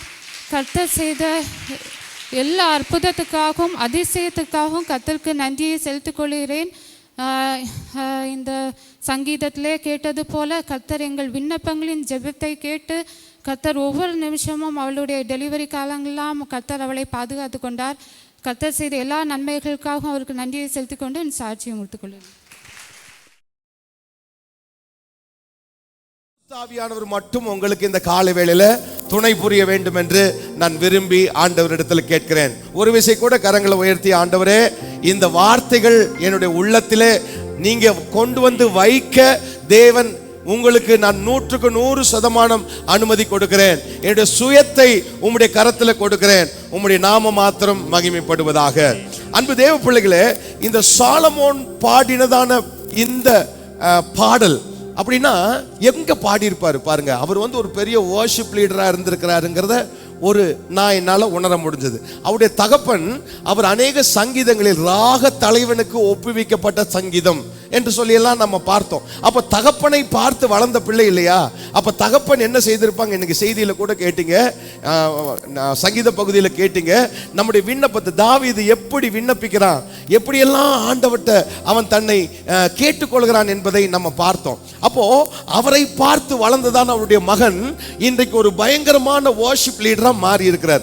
இது அஃப்கோர்ஸ் இது ஒரு லவ் ஸ்டோரி தான். உன்னத பாட்டு என்பது ஒரு கலெக்ஷன்ஸ் ஆஃப் லவ் ஸ்டோரி. அப்படின்னா அந்த சமயங்களில் இருந்த ரொம்ப தலை சிறந்த ஒரு லவ், ஒரு அன்பை இந்த இடத்துல சாலமோன் எழுதி இருக்கிறார். இந்த வார்த்தைகள் ஏன் வேதாகமத்தில் நமக்கு குறிப்பிட வேண்டும்? கர்த்தருடைய வார்த்தையாய் இதை ஏன் நாம படிக்க வேண்டும் என்பதை நாம கொஞ்சம் சிந்தித்தோம்னா தேவன் நம்மீது வைத்திருக்கிறதான அன்பு உங்களுக்கு நன்றாக புரியும். தேவன் உங்களை நேசிக்கிறாரா? என்ன நேசிக்கிறான்னு சொல்றவங்க எல்லாம் கரங்களை உயர்த்துங்க. அல்லேலூயா. எத்தனை பேர் தேவனை நேசிக்கிறீங்க? இன்னைக்கு தேவன் உங்களை நேசிக்கிறார். ஓகே, எப்படி நேசிக்கிறீங்க? ஒரு நேசம்னா ஆக்சுவலி எப்படி இருக்கும்? ஒரு காதலன் காதலி இருக்கிறாங்கன்னு வச்சுக்கொள்ளுங்க, இல்ல திருமணத்திற்காக அரேஞ்ச் பண்ணப்பட்ட அல்ல நிச்சயதார்த்தம் முடிந்த ஒரு கணவன் மனைவியா ஆக போகிற ஒருவர் இருக்கிறார் என்று நினைத்துக் கொள்ளுங்க. அவர்கள் பாருங்க, வேலை செய்தாலும் எதை செய்தாலும் தன்னுடைய காதலனுடைய நினைவாகவே இருப்பாங்க, அல்லது காதலியுடைய நினைவாகவே இருப்பாங்க, கணவனுடைய நினைவாகவே இருப்பாங்க. என்ன கால் பண்ணாலும் அவங்களுடைய இருதயத்தை அவங்களுடைய இருதயம் முழுவதும் அவர் இந்த நபர்னால நிறைந்திருக்கும். இன்னைக்கு ஆண்டவர் நம்முடைய திருச்சபைக்கு என்ன விரும்புகிறார் தெரியுமா? நான் உன்னை நேசிக்கிற மகளே, நான் உன்னை நேசிக்கிற மகனே, அதெல்லாம் ஓகே. இப்போ உங்க இருதயம் முழுவதும் இயேசு கிறிஸ்துவினால நிறைந்திருக்கிறதா என்பதை நீங்கள் இன்றைக்கு பரிசோதித்து பார்க்க தேவன் உங்களுக்கு அருள் செய்வாராக. அல்லேலூயா. சத்தமா நல்ல சொல்லுங்க. நம்முடைய இருதயம் எப்படிப்பட்டதா இருக்கிறது என்று கொஞ்ச நாளைக்கு முன்பதாக பார்த்தோம். அது திருக்குள்ளதா இருக்கிறது, அது கேடு உள்ளதா இருக்கிறது என்று பார்த்தோம். இந்த இருதயத்துல இயேசுவை குறித்ததான நினைவு மாத்திரம் நமக்கு இருக்குமே ஆனால் அந்த இருதயத்தை தேவன் அவருக்கென்று எடுத்து பயன்படுத்த வல்லமையுள்ளவராக இருக்கிறார். எல்லா அன்பிற்கும் பின்பதாக ஒரு ரீசன் இருக்கும் இல்லையா? உங்க பையனை நீங்க நேசிக்கிறீங்கன்னா ஒரு ரீசன் இருக்கா இல்லையா? உங்க கணவன் மனைவியை நேசிக்கிறதுக்கு ஒரு ரீசன் உங்களுக்கு இருக்கா இல்லையா? கண்டிப்பா இருக்கு. எதுக்காக உங்க பையனை நீங்க நேசிக்கிறீங்க? எப்படியும் என் பையன் ஒரு நாட்கள்ல அவன் உகந்தமாய் வருவான் என்று எல்லாம் அவனை இப்படி மேன்மையை கொண்டு வரணும். இப்ப எல்லாவற்றுக்கும் ஒரு ரீசன் இருப்பதை போல இயேசு கிறிஸ்து சும்மா உங்களை நேசிக்கல. அவர் ஏதோ டைம் பாஸுக்காக நேசிக்கல, வெறுமனே நேசிக்கல. அவர் ஒன்றும் எதிர்பார்க்கல, உங்ககிட்ட இருந்து ஒன்றும் எதிர்பார்க்கல, அது உண்மைதான். ஆனால் அவருடைய நேசத்திற்கு பின்பதாக ஒரு மிகப்பெரிய வெளிப்பாடு இருக்கிறதை இந்த பகல் வேளையில தேவ பிள்ளைகள் உணர வேண்டும் என்று நான் உங்கள் மத்தியிலே கேட்டுக்கொள்கிறேன். எனக்கு அன்பான தேவ பிள்ளையே, முதல் வசனமே பாருங்க. அந்த தாவீதுடைய குமாரன் எழுதும் போது எழுதுகிறார், அவர் வாயின் முத்தங்களினால். அப்போ வாயின் முத்தங்களினால் என்னை முத்தமிடுவார்னு எடுத்த உள்ள அவர் சொல்வதற்கான காரணம் என்ன தெரியுமா? அவர் மனிதனிடத்தில் பார்த்த தலை சிறந்த விஷயத்தை அவர் இந்த இடத்துல எழுதுகிறார். அப்போ சாலமோனுக்கு என்னெல்லாம் இருந்தது? எல்லாம் இருந்தது. ஆஸ்தி இருந்தது, அந்தஸ்து இருந்தது, புகழ் இருந்தது, செல்வாக்கு இருந்தது. அவர் ராஜாதி ராஜா, பெரிய ராஜா. அவருக்கு போரிடவே முடியாது, அந்த அளவுக்கு அவர் வல்லமை பொருந்திய ஒரு ராஜா. ஆனா அவருக்கு பாருங்க எது ரொம்ப பெஸ்டா தெரிஞ்சிருக்குது பாருங்க. அவர் பிரசங்கில நீங்க பார்ப்பீங்க, எல்லாம் மாயை மாயை மாயை என்று அவர் சொல்லி கொண்டு வருகிறார். அப்போ இந்த இடத்துல அவர் எதை பெஸ்டா பார்த்திருக்கிறார்னா, அவருக்கு இருக்கிற வெளிப்பாடு பாருங்க. ஒரு ஒரு ஒரு ஒரு ஆண் ஒரு பெண் உண்மையாய் நேசிக்கிற ஒரு நேசம் தான் இந்த உலகத்திலேயே தலை சிறந்ததுன்னு கண்டுபிடிச்சிருக்கிறார். ஓகேவா? அது ஓகே, அது எல்லாரும் கண்டுபிடிக்கிறது தான். ஆனா இந்த இடத்துல இந்த நேசத்தை நாம் மனிதர்களிடத்தில் செலுத்துவதை விட என் தேவனிடத்தில் செலுத்தணுங்கிற ஒரு உணர்வு அன்றைக்கே அவருக்குள்ளே உண்டாயிருந்தது. அல்லேலூயா. அதனாலதான் இந்த வார்த்தைகள் எல்லாம் நமக்கு தேவனை தியானிக்கும்படியாய் அவரிடத்திலே நாம் வைத்திருக்கிற இன்டிமசி, அல்லேலூயா, அது உண்டாகும்படியாய் தேவன் நம்ம இடத்துல விரும்புகிறார். மனிதனுடைய காதலுக்கும் தெய்வத்தின் காதலுக்கும் வித்தியாசம் உண்டு. அல்லேலூயா. சத்தமுறல்ல சொல்லுங்க. மனிதனுடைய காதல் எங்க போய் முடியும்னா, அது ஒரு பாடிலி அஃபெக்ஷன், அது உலக பிரகாரமான ஒரு பற்றுக்குள்ள கொண்டு போய் முடியும். ஆனா தெய்வத்தின் மீது வைத்திருக்கின்றதான ஒரு வகையான அன்பு அது நம்மளை எங்க நடத்தி போகும்னா, அது இட்டர்னிட்டி, நித்தியத்துக்கு நேராக நம்மை நடத்தி செல்லும். அல்லேலூயா. அன்பு தேவ பிள்ளைகள் நன்றாக உணரணும். என்னைக்கு அந்த காலத்தில் செய்த அற்புதங்கள் அடையாளங்கள், அந்த காலத்தில் நடந்ததான மூப்பர்கள் அல்லது ஆதி அப்போஸ்தல் காலத்தில் இருந்ததான பேதுரு போன்றதான மனிதர்கள் எப்படி அப்படிப்பட்ட அற்புதங்களை செய்தார்கள்? தோமா ஆண்டவரை சந்தேகப்பட்டதான ஒரு மனுஷன். ஆண்டவரே தோமாவிடத்துல சொல்லுகிறார், உன் கையை கொண்டு விட்டு பாரு, என் விரல்ல என் கரத்துல உன்னுடைய விரலை விட்டு பாருன்னு சொல்லி இயேசு கிறிஸ்துவே சொல்லுகிறார். அந்த அளவுக்கு ஒரு சந்தேகம் பிராணியா இருந்ததான தோமா இந்திய தேசத்திற்குள்ளே அவர் கடந்து வரும்போது, கேரளா போன்றதான இடத்துல அவர் அப்படி கப்பல்ல இறங்கும் போது அவர் செய்த அற்புதங்களை நான் சாட்சியாக கேட்டிருக்கிறேன். ஸ்காலர்ஸ் சொல்லி நாங்க கேட்டிருக்கிறேன். அங்க இருக்கிறதான நம்போதிரிகள் அந்த தெய்வத்தை ஆராதிக்கும் போது இவர் ஒன்று செய்வாராம. இவருக்கு லாங்குவேஜ் இல்ல, சரியாய் ஆண்டவரை அவரால் என்ன செய்ய முடியாது, சொல்ல முடியாது. அற்புதத்தின் மூலமாக மட்டும்தான் இவர்கள் அத்துணை வேறையும் கிறிஸ்துவுக்குள்ள நடத்த முடியும். அதனாலே அவர்கள் அந்த இடத்துல அந்த தண்ணீரை எடுத்து அப்படி மேலே போட்டு அவங்களுடைய தெய்வத்தை ஆராதிப்பது அவங்களுக்கு ஒரு வழக்கமா இருந்தது. தோமா என்ன பண்ணினாராமா, நேரா நான் செய்யறதை கேளுங்க, நான் எடுத்த இடத்துல தண்ணீர்ல அந்த அதாவது இப்போ ஒரு அரிசி இருக்கு, அரிசி கொஞ்சம் எடுத்தா அதுல கேப் இருக்கும் இல்லையா, அது மாதிரி தண்ணியில கேப் உண்டா பண்ண முடியுமா? உண்டு பண்ண முடியாது. இவர் சொன்னார், இவர் எடுத்த இடத்துல குழி விழுந்திருக்கு, இவர் மேல தூக்கி போட்டிருக்கிறார், அங்கேயே தண்ணீர் அப்படியே நின்று இருக்கிறது. நான் ஆராதிக்கிற இந்த தெய்வத்தை நீங்கள் பின்பற்றி வாங்கன்னு சொன்னாங்க. அன்னைக்கு அநேக நம்போதிரிகள் ஏற்றுக்கொண்டு இன்னைக்கு கேரளால நிறைய மார்த்தோமைட்ஸ், நிறைய சென்ட் தாமஸ் சர்ச் என்று உருவாக்குவதற்கு அவர் பிரதானமான காரணமாக இருந்தார். ஹல்லேலூயா. இதுக்கெல்லாம் என்ன காரணம் நினைக்கிறீங்க தேவ பிள்ளையே? தோமா இயேசு மீது வைத்த அன்பு அல்ல, இயேசு தோமா மீது வைத்த அன்பு. அல்லேலூயா. இன்னைக்கு தேவ பிள்ளைகளே, இன்றைக்கு நீங்கள் இயேசு மீது வைத்திருக்கிற அன்பை விட இயேசு கிறிஸ்து உங்கள் மீது வைத்திருக்கிற நேசம், பாசம், அது அதிபயங்கரமானது. அல்லேலூயா.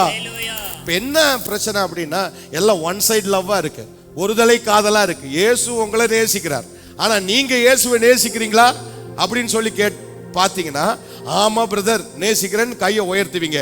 இப்ப அப்படியே கம்பேர் பண்ணி பாருங்க, உங்க கணவனோட, உங்க மனைவியோட, உங்க பிள்ளைகளோட.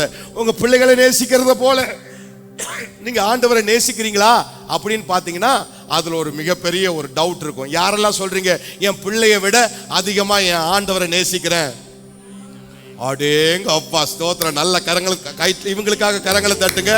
ஏன்னா இந்த உலகத்துல மிகப்பெரிய ஒரு எழுச்சியை உண்டு பண்ண போகிற யார் தெரியுமா? யாரால் அற்புதம் செய்ய முடியும், யாரால் அடையாளம் செய்ய முடியும்னா, இயேசுவை யார் அதிகமாய் நேசிக்கிறார்களோ அவரை குறித்ததான சிந்தை ஒரு மனுஷனுக்கு எவ்வளவு அதிகமாய் இருக்கிறதோ அந்த மனுஷனை கொண்டு தேவன் அற்புதங்களை செய்ய அவர் வல்லமை உள்ளவராய் இருக்கிறார். அல்லேலூயா. அப்போ இந்த உன்னத பாட்டை நீங்க கவனிக்கிறதுக்கு அல்லது நீங்க புரிந்து கொள்வதற்கு உங்களுக்கு வெளிப்பாடு தேவை. சத்தமுறையில் சொல்லுங்க. வெளிப்பாடு இல்லாம தேவ அன்பை உங்களால் என்ன செய்ய முடியாது, உணர முடியாது. முதலாவது யார் நம்மளை நேசிக்கிறார்னு பார்க்கணும், எந்த கோணத்திலிருந்து நேசிக்கிறார்னு பார்க்கணும். சர்வ வல்லவர் என்னை நேசிக்கிறாரா? இப்போ உலகத்தில் இருக்கிறதான ஒரு மனிதன் ஒரு மனுஷியை நேசிக்கும் போது அவனுக்கு ஒரு முகாந்திரம் இருக்கும். இந்த மனுஷியை கொண்டு நான் இதை செய்வேன், அதை செய்வேன், அல்லது ஏழையா இருக்கிற ஒரு பெண்ணோ ஒரு ஆணோ இவனை நான் உயர்த்துவேன் என்று பல திட்டங்களை அவர்கள் வகித்திருப்பார்கள். அவர்கள் பாருங்க மணிக்கணக்கா பேசிட்டு இருப்பாங்க. பார்த்துருக்கிறீங்களா? நமக்கே பார்த்தா கொஞ்சம் பரிதாபமா இருக்கும். உனக்கு விஷயம் புரியாம பேசிட்டு இருக்க தம்பி, இன்னும் ஒரு 5-10 வருஷம் போனா நீ இப்படி ஆக்சுவலி பேச மாட்ட. ஆனா பாருங்க, அவங்க பேசிட்டு இருக்கும் போது பாத்தீங்க என்ன பேசுவாங்கன்னு அவங்களுக்கே தெரியாது. அப்படியே டீப் கான்வர்சேஷன்ல இருக்கும். தம்பி இவ்வளவு நேரம் என்னமா பேசுனீங்க, ஒரு 3 பாயிண்ட் சொல்லிங்கன்னா அவங்க முழிப்பாங்க. ஆனா அவங்களுடைய இன்டிமசி அந்த அளவுக்கு இருக்கும். இன்னைக்கு ஆண்டவர் விரும்புகிறதான விருப்பம் என்ன தெரியுமா? தேவ பிள்ளைகள் இடத்துல அந்த இன்டிமசியை விரும்புகிறார். நான் பேச நீங்க கேட்கணும், நீங்க பேச நான் கேட்கணும். அல்லேலூயா.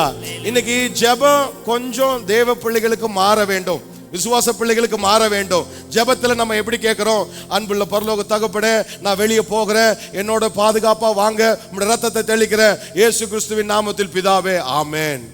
இப்படி எல்லாவற்றுக்குமே ஒரு திருமணமா, ஒரு வெளியே போறோமா, இல்ல சாப்பிட்றோமா, ஆண்டவரே இந்த ஆகாரத்தை கொடுத்ததுக்காய் ஸ்தோத்திரம். என்னைக்காவது ஒரு நாளாவது ஆண்டவரே இதை சாப்பிடலாமா வேண்டாமான்னு கேட்டிருக்கிறோமா? இல்ல. என்னைக்காவது இங்க போகிறோமா, போலாமா வேண்டாமான்னு கேட்டிருக்கோமா? இல்ல. ஆனா இதெல்லாம் செய்கிறதுக்காக உமக்கு ஸ்தோத்திரம், ஆமென். அப்போ இது எப்படி இருக்குன்னா, பிரதர் நான் இன்னைக்கு சாயங்காலம் 7 மணிக்கு உங்க வீட்டுக்கு வந்துடுறேன், ஓகே பிரதர் பாய் அப்படின்னு நான் போனை கட் பண்ணிடுறேன். அப்ப நீங்க என்ன சொல்லுவீங்க? 6:30 கிளம்பி வெளியே போயிருவீங்க இல்லையா? ஒரு இன்ஃபர்மேஷன் நான் உங்ககிட்ட இருந்து என்ன செய்யணும்? பதில் வரணும். ஓகே பிரதர் வாங்க, 7 மணிக்கு 7:30 வாங்க, நான் ஏதாவது ஒன்று இருக்கணும். அப்போ இத்துணை நாட்களாக ஆண்டவரை ஆராதித்து கொண்டிருக்கிற தேவ பிள்ளைகள் கர்த்தரிடத்தில் ஜெபத்தை நல்ல ஒரு சங்கீத பகுதி. இந்த ஜெபத்தை ஏறெடுக்கிறீங்க. ஏறெடுக்கிற நேரத்தில் நீங்க மட்டும் ஆண்டவர்கிட்ட எல்லாவற்றையும் சொல்லிட்டு கடந்து போயிடுறீங்களே, ஆண்டவர் மறுபடி சொல்வதற்கு அல்லது ஆண்டவர் மறுபடி உங்களோடு இடைபடுவதற்கு இந்த பகல் வேளையில நீங்கள் விட்டு கொடுக்க வேண்டும் என்று ஆண்டவர் விரும்புகிறார். அல்லேலூயா. சத்தமரல்ல சொல்லுங்க. என் தேவனுடைய அன்பு எவ்வளவு அழகானது என்பதை நீங்கள் இந்த பகல் வேளையில புரிந்து கொள்ள வேண்டும் என்று ஆண்டவர் விரும்புகிறார். 1 யோவான் 3ஆம் அதிகாரம் 1ஆம் வசனம் யாராவது ஒரு வாசிங்க. 1 யோவான். நாம் தேவனுடைய பிள்ளைகள் என்று அழைக்கப்படுவதனாலே பிதாவானவர் நமக்கு பாராட்டின அன்பு எவ்வளவு பெரியதென்று பாருங்கள். உலகம் அவரை அறியாதபடியினாலே நம்மையும் அறியவில்லை. நாம் தேவனுடைய பிள்ளைகள் என்று அழைக்கப்படுவதினாலே. அல்லேலூயா. நீங்க யாரு பிள்ளைங்க? நீங்க யாரு பிள்ளைங்கம்மா? நீங்க யாரு பிள்ளைங்க? நான் பக்கத்துல இருக்கிற கரங்களை கொடுத்து சொல்லுங்க, நான் தேவனுடைய பிள்ளை. இப்படிப்பட்ட ஒரு அங்கீகாரத்தை தேவன் கொடுத்திருக்கிறதே எவ்வளவு பெரிய விஷயம். இங்க பாருங்க, வேதத்தில் இருக்கிற அத்தனை வசனத்துக்கும் ஒரு ரகசியம் இருக்கு. இந்த உன்னத பாட்டுக்கு பயங்கரமான ஒரு ரகசியம் இருக்கு, ஒரு பயங்கர வெளிப்பாடு அதுல இருக்கு. தயவாய் தேவ பிள்ளைகள் அதை தெரிந்து கொள்ள உங்களுக்கு உதவி செய்வாராக. எபேசியர் 2ஆம் அதிகாரம் 5ஆம் வசனத்தை வாசிங்க. எபேசியர் 2:5. அக்கிரமங்களில் மரித்தவர்களாய் இருந்த நம்மை கிறிஸ்துவுடனே கூட உயிர்ப்பித்தார், கிருபையினாலே ரட்சிக்கப்பட்டீர்கள். அல்லேலூயா. இங்க பாருங்க, நாம் கொஞ்ச நாளைக்கு முன்னாடி நம்ம பார்த்தோம், உயிர்த்தெழுதலின் வல்லமை குறித்து பார்த்தோம். இந்த அக்கிரமங்களில் மரித்தவர்களாய் இருந்த நம்மை கிறிஸ்துவுடனே கூட உயிர்த்தெழ செய்த அந்த தேவ அன்பு. அல்லேலூயா. அல்லேலூயா. அக்கிரமக்காரர் எல்லாம் கரங்களை உயர்த்துங்க. 1-2 உண்மையான கரம் வருது. ஆமாப்பா. இங்க பாருங்க, நல்ல மனசாட்சி தொட்டு சொல்லுங்க, நான் பயங்கரமான நீதிமான். நம்மளால சொல்ல முடியல, ஆனா அவருடைய அன்பு பாருங்க எப்பேற்பட்ட அன்புன்னு. அதாவதுங்க, ரோட்ல இருக்கிறதான ஒரு பிச்சைக்காரனுக்கு அல்லது ட்ரெஸ் அலங்கோலமா இருக்கிற, குளிச்சு 1 வருஷம் ஆகிற ஒரு பிச்சைக்காரனுக்கு நீங்க என்ன செய்தரலாம், கையில் இருக்கிற ஒரு 100 ரூபாயை அப்படி நீட்டி நீங்க போட்டுடலாம். அது பெரிய விஷயம் கிடையாது. இது உலக மனிதர்கள் அவர்களுடைய தெய்வத்திலிருந்து பெற்றுக்கொள்கிற ஒரு விஷயம். ஆனா நம்ம தெய்வம் எப்படி தெரியுமா, அந்த பிச்சைக்காரனை கூட்டிட்டு நல்ல ஹேர் கட் பண்ணி, ஹேர் வாஷ் பண்ணி, நல்ல உடம்ப கழுவி சுத்திகரித்து தூய்மைப்படுத்தி புது ட்ரெஸ் போட்டு அவர் பக்கத்துல உட்கார வைக்கிறது தான் இந்த தேவனுடைய அன்பு. இந்த அன்பை யார் செய்ய முடியும்? யார் செய்ய முடியுங்க? யாருங்க இந்த மாதிரி செய்ய முடியும்? என் தெய்வத்தை தவிர ஒருத்தரும் இந்த மாதிரி அன்பு செலுத்துவதற்கு இந்த உலகத்துல யாரும் இல்லை, எங்கும் இல்லை. நீங்க பெற்ற தாயாவே இருக்கட்டுமே, அவங்க தான் பிள்ளை ஒரு மாதிரி போகுது அப்படின்னு சொன்னா அந்த தாயின் உள்ளம் கரைந்து மாறி அது கொஞ்சம் இறுக்கமான இருதயமா மாறிடும். நீ இப்படி மாறினாதான் அப்படின்னு சொல்லி தெளிவா சொல்லும். ஒரு தடவை அம்மா காப்பாத்துவாங்க, ஒரு தடவை அப்பா காப்பாத்துவாங்க, ஒரு தடவை அதை திருப்பி திருப்பி கழுவி கழுவி வைப்பாங்க. 3 தடவை 4 தடவை அப்படியே பண்ணோன்னா அவங்க என்ன செஞ்சிருவாங்க, வீட்டு இது உருப்படாதுங்க, இது எங்க எதுக்கு, எனக்கு பிறந்துதானே டவுட்டா இருக்கு, இப்படி எல்லாம் பேச ஆரம்பிச்சிருவாங்க. என்னமோ நாமளே அப்படிதான் இருந்தோம் சின்ன வயசுல, நம்மள அப்பா என்ன பண்ணாருன்னு. அப்ப இப்ப பாருங்க, தேவனுடைய அன்பு எப்படிப்பட்டதா இருக்கு. தயவை தெரிஞ்சுக்கொள்ளுங்க தேவ பிள்ளைகளே, நீங்க யாரா இருந்தாலும் உங்களை நீதிமானாய் மாற்றி இருக்கிறது. நீங்கள் யாரா இருந்தாலும் தேவனுடைய பிள்ளைகளாய் மாற்றி இருக்கிறது. அல்லேலூயா, அல்லேலூயா. விஷயம் உங்களுக்கு புரியல, புரிஞ்சா இந்நேரம் நீங்க கையை தட்டி பலமா, இப்ப ஏன் கை தட்டுறீங்க? அப்ப புரியல. அன்பு தேவ பிள்ளைகளே பாருங்க, ஒரு கலெக்டருடைய மகன்னா அவனுக்கு என்ன பெருமை, ஒரு மினிஸ்டருடைய பையன்னா என்ன பெருமை, சீஃப் மினிஸ்டரோட பையன்னா என்ன பெருமை, இதெல்லாம் என்னங்க பெருமை? இதை விட பயங்கரமான பெருமை சர்வலோகத்தையும் உண்டு பண்ணின சர்வ வல்லமையுள்ள தேவன் அவருடைய குமாரனாக. அல்லேலூயா. இதுதாங்க தேவன் நம் மீது வைத்திருக்கிற பயங்கரமான அன்பு. எரேமியா 31ஆம் அதிகாரம் 3ஆம் வசனம் வாசிங்க. அநாதி ஸ்நேகத்துல நம்மளை எப்படி ஸ்நேகித்தாருன்னு பாருங்களேன்.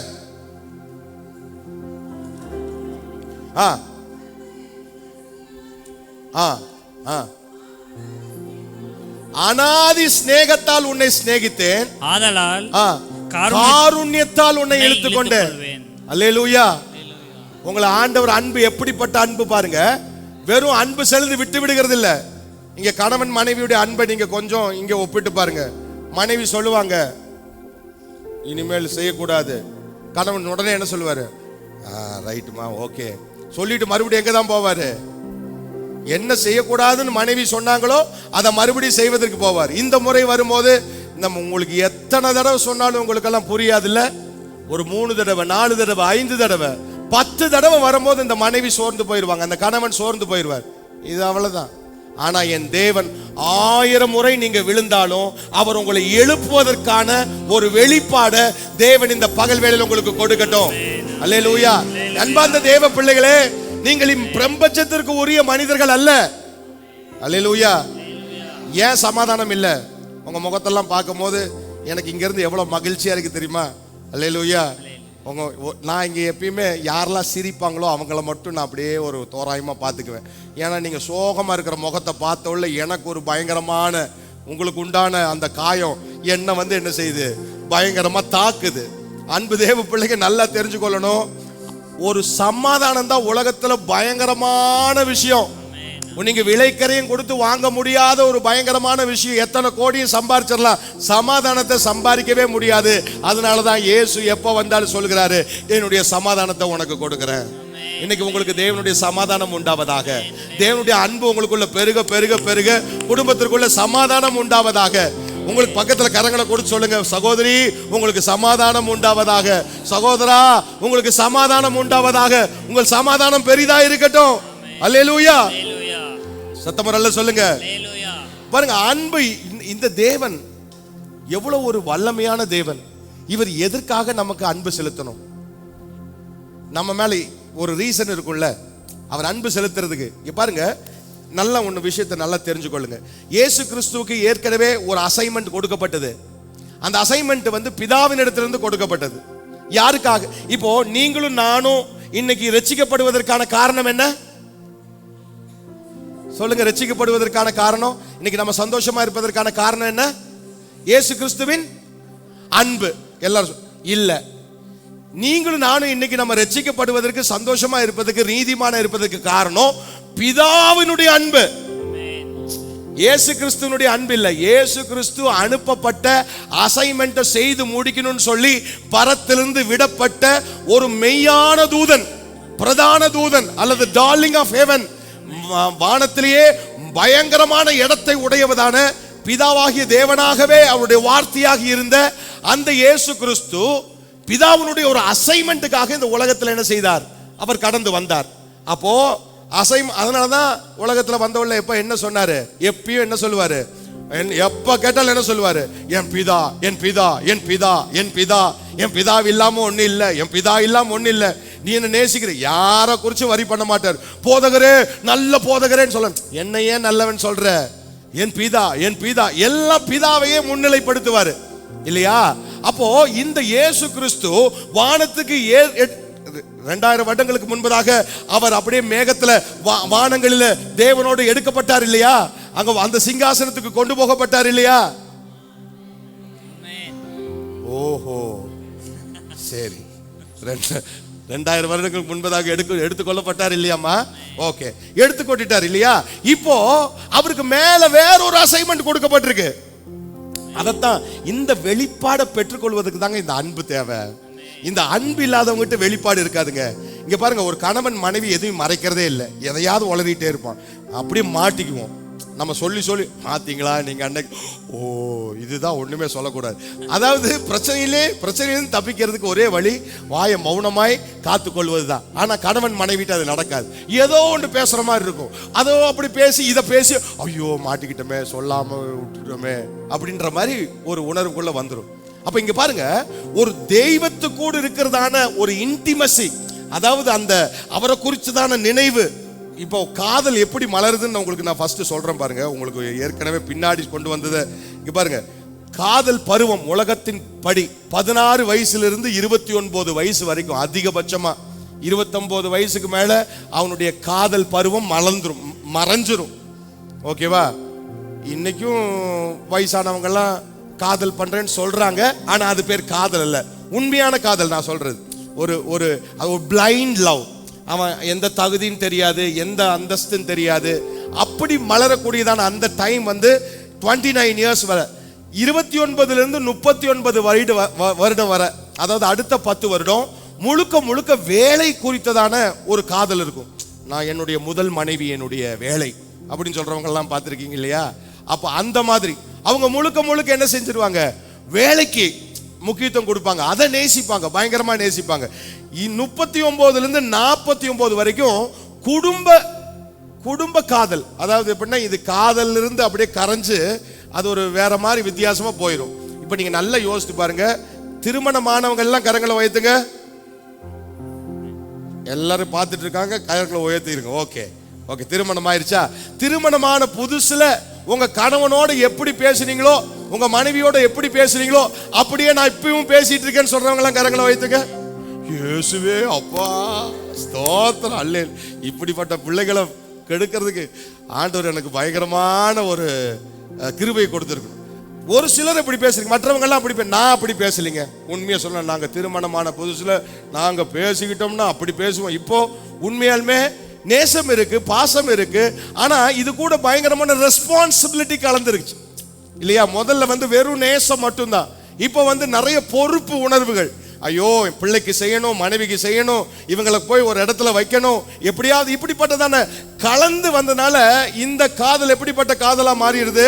குடும்ப காதல். அப்ப இது பிள்ளைகள் மீது வைத்திருக்கிற அன்பு இல்லையா? இதெல்லாம் பெருகி கொண்டிருக்கும். ஆனா 49 வயசுக்கு மேல கிட்டத்தட்ட 50 டச் பண்றதுக்கு அப்புறம் இந்த அன்பும் குறைஞ்சிடும். இந்த 50 வயது தொட்டவங்க எல்லாம் ஒரு கரங்களை வைத்துங்க. ஏப்பா, நீங்கெல்லாம் ரொம்ப பாக்கியசாலிங்க. நம்முடைய சபையில ரொம்ப குறுகின கரங்கள் தான் இருக்கு. எல்லாம் அநேக வாலிபர்கள் இருக்கிறீங்க. ஆணுடைய பெரிதான கிருபையினால நானும் துரிதமா டச் பண்ண போறேன். எனக்கே பயமா இருக்கு. ஆனா இந்த 50 வயது தொட்டதுக்கு அப்புறம் தான் உண்மையான காதல் உங்க உள்ளத்துல மலரும். அல்லேலூயா.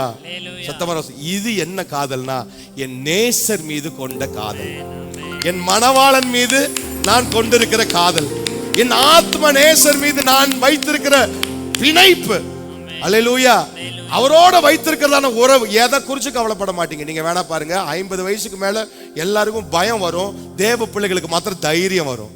ஒன்னும் ஆகாது, ஒன்னும் நடக்காது. நான் நேசரை நேசித்தா போதும், எனக்கு எல்லாம் கர்த்தரிடத்தில் அன்பு கூறுகிறவர்களுக்கு சகலமும் நன்மைக்கு ஏதுவா. அல்லேலூயா. நல்ல சத்தமா நல்ல சொல்லுங்க, சகலமும் நன்மைக்கு ஏதுவா. அப்ப பாருங்க, இயேசு நமக்காக மரித்து தேவன் நம்மீது வைத்த அன்பு. ஃபர்ஸ்ட், இயேசு நமக்காக மரித்தது தேவன், அதாவது பிதா நம்ம மீது வைத்த அன்பு. இரண்டாவது, இயேசு நம் மீது வைக்கும் அன்பு. இப்ப இயேசு ஒரு நேசம் வச்சிருக்கிறார்ல. இயேசு கிறிஸ்து இதுக்கு முன்னாடி உங்க மேல நேசம் வச்சிருந்தாரா வைக்கலையான்னு கேட்டா எஸ் வச்சிருந்தாரு. மனுஷர்களை நேசிச்சாரா ரொம்ப அப்படின்னு கேட்டா எனக்கு டவுட். ஏன்னா சவுக்கு எடுத்தார்ல, எதுக்குமே அப்படியே இறங்கி போறவரு. ஆலயத்தின் வந்த உள்ள சவுக்கு எடுத்துட்டார்ல. அப்ப நல்லா பாருங்க, பிதாவை தான் ரொம்ப முன்னிலைப்படுத்தி இருந்தாரு. அந்த அன்பு பிதாவினுடைய அன்பு. அந்த பிதாவு தான் இயேசு கிறிஸ்து, அவருடைய வார்த்தை தான் இயேசு கிறிஸ்து. இதை குறித்து நம்ம இன்னொரு நாள்ல பயங்கர டீடைல்டா இந்த ட்ரினிட்டி குறித்து நம்ம தியானிப்போம். இப்போ இயேசு கிறிஸ்து இப்போ உங்க மேல வச்சிருக்கிறார்ல ஒரு அன்பு, பிதாவினுடைய வலது பார்சத்துல. சத்தமரல்ல சொல்லுங்க, இருக்கிறீங்களா? இன்னும் ஒரு 15 நிமிஷம் 20 நிமிஷம் கூடயே இருந்தீங்கன்னா வல்லமையா கொண்டு போயிருவோம் ஆண்டவருடைய பெரிதான கிருபையினால. இப்ப இயேசு கிறிஸ்து வைக்கிற ஒரு அன்பு இருக்கு பாருங்க, இது வித்தியாசமான அன்பு. ஏன்னா முதல் அசைன்மெண்ட் பரலோகத்திலிருந்து உண்டானது, இரண்டாவது அசைன்மெண்ட் இயேசு கிறிஸ்து உண்டு பண்ணுகிறது. அல்லேலூயா. சத்தம் இது தயவா தேவ பிள்ளைங்க, நீங்க நன்கு இதை புரிந்து கொள்வதற்கு தேவன் நமக்கு உதவி செய்வாராக.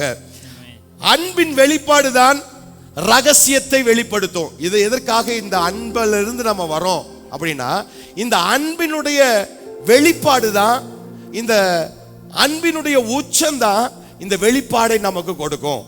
அல்லேலூயா. யாருக்கெல்லாம் வெளிப்பாடு? இப்போ ஒரு சகோதரி உங்களுக்கு சாட்சி கொடுத்தாங்க இல்லையா? சாட்சி கொடுக்கும் போது என்ன சொன்னாங்க? எனக்கு ஆண்டவர் வெளிப்படுத்தினாரு, ஒரு கரம் வந்தது, இப்படிலாம் சொன்னாங்களா இல்லையா? அப்ப நான் விசுவாசிக்கிறேன், அந்த சகோதரனுடைய எல்லா பலவீனங்களையும் ஆண்டவர் இந்த வருடத்தில் நம்முடைய சபையிலிருந்து ஒரு பெரிய மாற்றத்தை கொடுப்பார். அந்த சகோதரி மாத்திரமல்ல, அநேகரை, சபையில் இருக்கிற அநேகரை தேவன் சுகப்படுத்த அவர் வல்லமையுள்ளவராய் இருக்கிறார். அல்லேலூயா. ஆனா அந்த இன்டிமசிக்குள்ள நம்ம கடந்து வந்துடணும், அதை நம்ம விட்டுறக்கூடாது. இந்த அன்பெல்லாம், இந்த வல்லமையெல்லாம் எப்படி நம்ம கிட்ட இருந்து புறப்படும், எப்படி நம்ம கிட்ட இருந்து இந்த அதிசயம் எல்லாம் உண்டாகும்னா, இந்த இன்டிமசிக்குள்ள நம்ம வரணும், இந்த ஐக்கியத்துக்குள்ள நம்ம வரணும். நானும் என் ஆண்டவரும் ஒருவரோடு ஒருவர் கலந்து இருக்கணும். அல்லேலூயா. ஜெபிக்கிறது, முட்டி போட்டு ஜெபிக்கிறது மாத்திரமல்ல, அது ஜெபிப்பது ரொம்ப நல்லது, அப்படி கண்டிப்பா ஜெபிக்கணும். அது போக நீங்க 24 மணி நேரம் தேவனுடைய சிந்தை உள்ளவர்களா இருக்கணும். தானியேலை குறித்து நீங்க பார்த்திருக்கிறீங்க. தானியேல் அந்த சிங்க கெபியில போட்டதுக்கு பிற்பாடு ராஜா என்ன கேட்கிறாரு? தானியேலே, யாராவது சிங்க கெபியில போட்டு தானியேலேன்னு கேட்பாங்களா? ஒருத்தர் மிஷின் தூக்கு கயிறுல கொடுத்து தொங்க விட்டாச்சு. தொங்கி அரை மணி நேரம் கழிச்சு தானியேலே அப்படின்னு நம்ம கேட்க முடியுமா? முடியாது. ஆனா அதே மாதிரி தானே ராஜா அந்த காலத்துல அதுதானே தண்டனை. அப்ப பாருங்க, சிங்க கபில ஒருத்தன் போடுறதுக்கு முன்னாடி அது என்ன செய்திரும், பாஞ்சு அந்த மனுஷனை முடிச்சிடும். ஆனா இவர் காலையில வந்து கேட்கிறாரு, தானியேலே அப்படின்னு கேட்டு என்ன வார்த்தை கேட்கிறாரு, நீ இடைவிடாமல் ஆராதித்த உன் தேவன் உன் சிங்கங்களுக்கு தப்பிக்க வல்லவராய் இருந்தாரா என்று தானியேலை கேட்டான். அல்லேலூயா. அப்போ தானியேல் என்ன சொன்னாரு? ஆமா, தானியேல் அதை விட்டுருங்க, அந்த சாப்டர் விட்டுருங்க, நம்ம அப்புறமா பார்ப்போம். இப்ப பாருங்க, நல்லா யோசிச்சு பாருங்க, தானியேல் எவ்வளவு பெரிய வேலை இருக்கு. ராஜாக்களுக்கெல்லாம் ராஜாங்க 120 ராஜா. அந்த 120 ராஜாவை மெயின்டைன் பண்றதுக்கு ஒரு 3 பிரதான ராஜா. அந்த 3 பிரதான ராஜாவை மெயின்டைன் பண்றதுக்கு அவர் ரொம்ப ரொம்ப பிரதானமான ராஜா. இப்ப இந்த தானியேலுக்கு எவ்வளவு வேலை இருந்திருக்கும் நல்லா யோசித்து பாருங்க. இத்தனை வேலை டெய்லி காலையில் 24 மணி நேரம், தம்பி நான் ப்ரே பண்ண போறேன்னு சொல்லிட்டு இருந்திருப்பாரா தானியேலு? ஒருபோதும் இல்ல. கண்டிப்பா தன்னுடைய வேலையை செய்திருப்பார். ஆனா இந்த ராஜா எப்படி அவரை பார்க்கிறார் பாருங்க, நீ இடைவிடாமல் ஆராதித்த உன் தெய்வம். அப்படின்னா இவன் இடைவிடாமல் ஆராதிக்கிறவன் நான் சொல்லக்கூடாது, என்ன பார்க்கிற என் குடும்பம் சொல்லணும், என் சொந்தம் சொல்லணும், இவன் இடைவிடாமல் ஆராதிக்கிறவன். அல்லேலூயா. அப்படியானால் ஒரு மனிதனால தேவனோடு இடைவிடாமல் ஆராதித்துக் கொண்டிருக்க முடியும். எப்படி? அந்த நான் ஃபர்ஸ்ட் சொன்னேன்ல, அந்த முதல் லவ், அந்த பிணைப்பு, அந்த இருதயம், அவரை குறிச்சதான யோசனை, தேவனை குறித்ததான சிந்தை தேவ பிள்ளைகளுக்கு உண்டாயிருக்குமானால் அப்பொழுது உங்களுக்கு அந்த இருதயம் உங்களுக்கு தேவன் கொடுக்க அவர் வல்லமை உள்ளவராக இருக்கிறார். பாருங்க, அன்பு, அதாவது அன்பின் வெளிப்பாடு தான் ரகசியத்தை வெளிப்படுத்துகிறதுங்கிறத நம்ம எப்படி உணரலாம்னு சொன்னா, உன்னத பாட்டு 8ஆம் அதிகாரம் 6ஆம் வசனம் வாசிங்க. உன்னத பாட்டு 8:6. இங்க பாருங்க, இங்க ஒரு பெண்ணுக்கு என்ன ரொம்ப முக்கியம்? பெண்கள் எல்லாம் ஒரு அல்லேலூயா சொல்லுங்க. வீட்டுல சொல்ற மாதிரி ஒரு அல்லேலூயா சொல்லுங்க. ஓ, இப்படிதான் பேசுங்க, அல்லேலூயா. நல்ல உரத்த சத்தமா பெண்கள் எல்லாம் அல்லேலூயா சொல்லுங்க. பாருங்க, நீங்க உரத்த சத்தமா சொன்னாதான் உங்களுக்கு ஒரு பெரிய விடுதலை. நல்ல பெண்கள் மட்டும் சத்தமா ஒரு அல்லேலூயா சொல்லுங்க.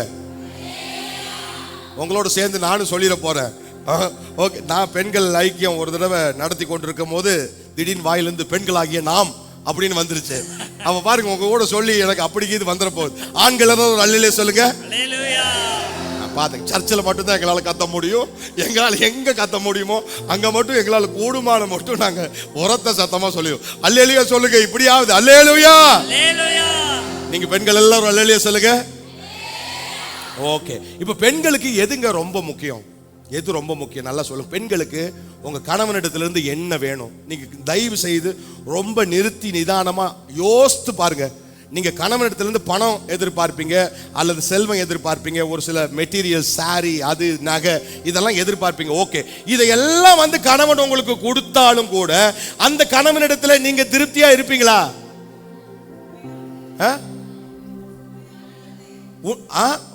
வசனத்தை பார்த்துட்டு சகோதரி, உண்மையான இறுதி. அப்போ ஒரு கணவனுக்கு என்ன வேணும் தெரியுமா? மனைவி, ஒரு மனைவிக்கு கணவன் இடத்துல என்ன வேணும் தெரியுமா? அந்த இருதயம் ஃபுல்லா எனக்கு கொடு. உன் இருதயத்துல யாரும் இருக்க கூடாது, அந்த இருதயம் எனக்கு மட்டும்தான். எங்க போறதுங்க? நாங்க வேலையும் செய்யணும். வேலையில் இருக்கிறவன் சொல்லுவான், என்ன கொஞ்சம் இருதயத்துல வச்சுக்கோ. அங்க இருக்கிறவங்க எல்லாம். ஆனா மனைவிகளுக்கு என்ன, பெண்களுக்கு என்ன? என்ன கொடுத்தாலும் அவ எந்த ஈட்டையும் அவ பார்க்க மாட்டா. எவ்வளவு பெரிய செல்வத்தை கொடுத்தாலும் அதுல மயங்க மாட்டா. எந்த ஒரு மனுஷன் முழு இருதயத்தை தான் மனைவிக்கு கொடுக்கிறானோ அப்ப அந்த மனைவி அந்த கணவனிடத்துல முழு இருதயத்தை கொடுப்பா. அல்லேலூயா. அது வரைக்கும் பார்ட்டா தான் கொடுத்துட்டு இருப்பான். நம்ம நினைச்சிட்டு இருப்போம் கல்யாணம் பண்ண புதுசுல அவ பேசுற வார்த்தைகள் எல்லாம் இருதயத்துல கொடுத்து, அப்பதான் 1% கொடுத்துருப்பான். அவன் 100% கொடுக்கறதுக்கு வயசு 90 ஆயிரும். தள்ளாடுற வயசுல தான் அவங்க 100% கொடுத்து இங்க வந்து சரி போகட்டும். இது நம்ம ஏன் சொல்றோம், எதற்காக இதை சொல்றோம் அப்படின்னு சொன்னா, நம்ம நல்லா தெரிஞ்சுக்கணும். ஒரு அப்ப அடுத்து இருதயம் மாத்திரமில்லை, ரெண்டாவதா ஒண்ணு கேட்கிறா பாருங்க. என்ன கேட்கிற? மேல படிங்க. உன் இருதயத்தின் மேல் முத்திரை போலவும். அதாவது இருதயத்துல முத்திரைனா அதை சீல்டு, அவ்வளவுதான். யார் கவர்மெண்ட் ஒரு சீல் வச்சா யாராவது எடுக்க முடியுமா? அது மாதிரி மனைவி ஒரு சீலை வச்சுட்டாங்கன்னா அது யாராலும் என்ன செய்ய முடியாது, எடுக்க முடியாது. அந்த நாளுக்கு ரெண்டாவது அவங்க ஒண்ணு கேட்கறாங்க பாருங்க, உமது புயத்தின் மேல். ரெண்டாவது என்ன கேட்கறாங்க மனைவி? என்ன கேட்கறாங்க? செல்வம் எல்லாம் இல்ல, உங்க புயம், உங்க பலன். அல்லேலூயா. வெளியே போய் நீங்க எப்படி வேணா நீங்க டானா இருங்க, ரவுடியா இருங்க, என்ன வேணா இருங்க. வீட்டுக்குள்ள வந்தா நீங்க எப்படிதான் இருக்கணும்? கொஞ்சம் உடம்ப குனிஞ்சு கலை பெண்டு போட்டு இப்படிதான் நீங்க வீட்டுக்குள்ள வர முடியும் அப்படிங்கிற ஒரு பெண்களே அறியாம அப்படிப்பட்டதான ஒரு சட்டதிட்டங்கள் அவங்களுக்குள்ள இருக்கு. இது தயவா தெரிஞ்சுக்கொள்ளுங்க. இது ஒரு திருமணத்துல நம்ம பிள்ளை ஹெப்சி அவங்க வந்திருக்கிறாங்க ரொம்ப வருடத்துக்கு அப்புறம். எங்க சகோதரி பார்த்தா right, okay. Hepsi and Suresh eliminate இல்லைங்கம்மா. Okay, oh wonderful. நல்ல கரங்களை தட்டி ஹல்லேலூயா. சீக்கிரமா கோவை பட்டணத்தில் ஒரு வேலை கிடைக்கிறதுக்காக ஜெபித்து கொண்டே இருக்கிற கர்த்தர் உங்களுக்கு அனுக்கிரகம் செய்வாராங்க. ஆமாம், தயவா அமர்ந்துருங்க. இப்போ எப்சியுடைய மேரேஜில் இந்த செய்தியை நான் கொடுத்த உள்ள அந்த பாஸ்டர் வெளியே வந்து சொல்றாரு, நான் இது வரைக்கும் எத்தனையோ கல்யாணத்துக்கு உன்னத பாட்டிலிருந்து இப்படி ஒரு செய்தி நாங்கள் கேட்டதே இல்லை திருமணத்தில் அப்படின்னு. அப்போ நான் ஐடென்டிஃபை பண்ணது, ஒரு மனுஷனுக்கு அதாவது ஒரு விமனை சாட்டிஸ்ஃபைட் பண்ணணும்னா இந்த ரெண்டு தான் சாட்டிஸ்ஃபை பண்ணணும். அப்போ இதே தான் மணவாட்டி சபை. இந்த மணவாட்டி சபைக்கு தேவன் கொடுக்கறதான விஷயம் என்ன பாருங்க, முழுமையா கொடுத்திருக்கிறார். நல்லா தெரிஞ்சுக்கலுங்க. மற்ற மனிதர்கள் மாதிரி, மற்ற கணவன் மாதிரி அவர் ஆண்டவர் இல்லை. அவர் வந்து முழுமையா கொடுத்து என்ன முழுமையா கொடுத்திருக்கிறார்? அவருடைய இருதயத்தை. இந்த ரெண்டாவது ஸ்டான்ஸா நான் சொல்றது, இந்த ரெண்டாவது அசைன்மெண்ட். முதல் அசைன்மெண்ட்ல இருக்கு பாருங்க, அது கிடையாது. இப்போ இயேசு கிறிஸ்து பிதாவினுடைய வலது பார்சத்தில் இருக்கிறார். இப்போ அவருக்கு வேற ஒரு அசைன்மெண்ட் கொடுக்கப்பட்டிருக்கு. அந்த அசைன்மெண்ட்டுக்காக தான் உங்களை என்னையும் ஆயத்தப்படுத்தி கொண்டிருக்கிறார். அல்லேலூயா. நீங்க என்னமோ சாதாரணமா நினைக்கிறீங்க. உங்களை சும்மா அவர் நேசிக்கல, உங்களை சும்மா அவர் அன்பு செலுத்தல, உங்களுக்கு சும்மா அவர் வியாதியை சுகப்படுத்தல. சும்மா இந்த வயசுலயும் 50 வயசுலயும் இன்னைக்கும் உங்களை திடகாத்தமா வைப்பதற்கான காரணம் சும்மா இல்ல. அதற்கு பின்பதாக பயங்கரமான திட்டம், ரகசியம் இருக்கு. அந்த ரகசியத்தை தேவ பிள்ளைகளாக நீங்களும் நானும் பெற்றுக்கொள்வதற்கு தேவன் உதவி செய்வாராக. அல்லேலூயா. நல்ல சத்தமா நல்ல சொல்லுங்க. என்னைக்காவது யோசிச்சிருக்கிறீங்களா, நான் மட்டும் ஏன் எப்படி இருக்கிறேன், எப்படி இந்த மாதிரி பலனா இருக்கிறேங்கிற உணர்ந்திருக்கிறீங்களா? உங்களோட என்னோட கூட படிச்சவங்க எல்லாம் வந்து என் மனைவிக்கு ஒரு நாள் இன்ட்ரோடியூஸ் பண்ணி காமிச்சேன். என்னப்பா யார் இந்த அங்கிளா? கூட படிச்சவர் அங்கிள் நீயே அங்கிள். எனக்கு மனசு வலிச்சிருச்சு நீ அப்படி சொல்ல. அவங்க எல்லாம் அப்படி இருக்கிறாங்க. ஆனா ஆண்டவர் பாருங்க, இன்னமும் நம்மளை இவ்வளவு வயசானு வச்சிருப்பதற்கான காரணம் நம்ம நினைச்சுக்கோம், நம்மளுடைய ஹெல்த், நம்ம எக்ஸசைஸ். எங்க அக்கா தான் என்கிட்ட சொல்லுவா, என்னடா ஒண்ணுமே பண்ண மாட்டேங்கிற, நல்லா சாப்பிட்ற, அது இது சாப்பிட்ற, எப்படி தாண்டா உனக்கெல்லாம் இருதயம் வலிக்குதா வலிக்கலையா அப்படின்னு. அது வலிக்க நீயே வலிக்க வச்சிருவ போல இருக்க அப்படின்னு. அப்போ ஒரு அக்கறையில கேட்கறது தான். ஆனா பாருங்க, இந்த ஆரோக்கியத்தை தேவன் நமக்கு கொடுத்ததுக்கான முகாந்திரத்தை தேவ பிள்ளைங்க தெரிஞ்சுக்கணும். உங்க வயசுல உலகத்தான் அப்படி கிடையாது. நல்லா தெரிஞ்சுக்க தேவ பிள்ளைங்க, நல்லா தெரிஞ்சுக்கங்க. உங்க வயசுல உலகத்தான் இல்ல. வாலிப வயசு. இப்போ லாஸ்ட்டாக வந்து நான் கேள்விப்பட்டேன், ஒரு வாலிப பையன், காலேஜ் படிக்கிற பையன், 3வது மாடியில் அவனுக்கு வந்து அவங்க டீச்சர் அவனுக்கு லெக்சர் எடுத்துட்டு இருக்கிறாங்க. அவன் 9 மணிக்கு சரியாக அந்த இடத்துல இருக்கணும்.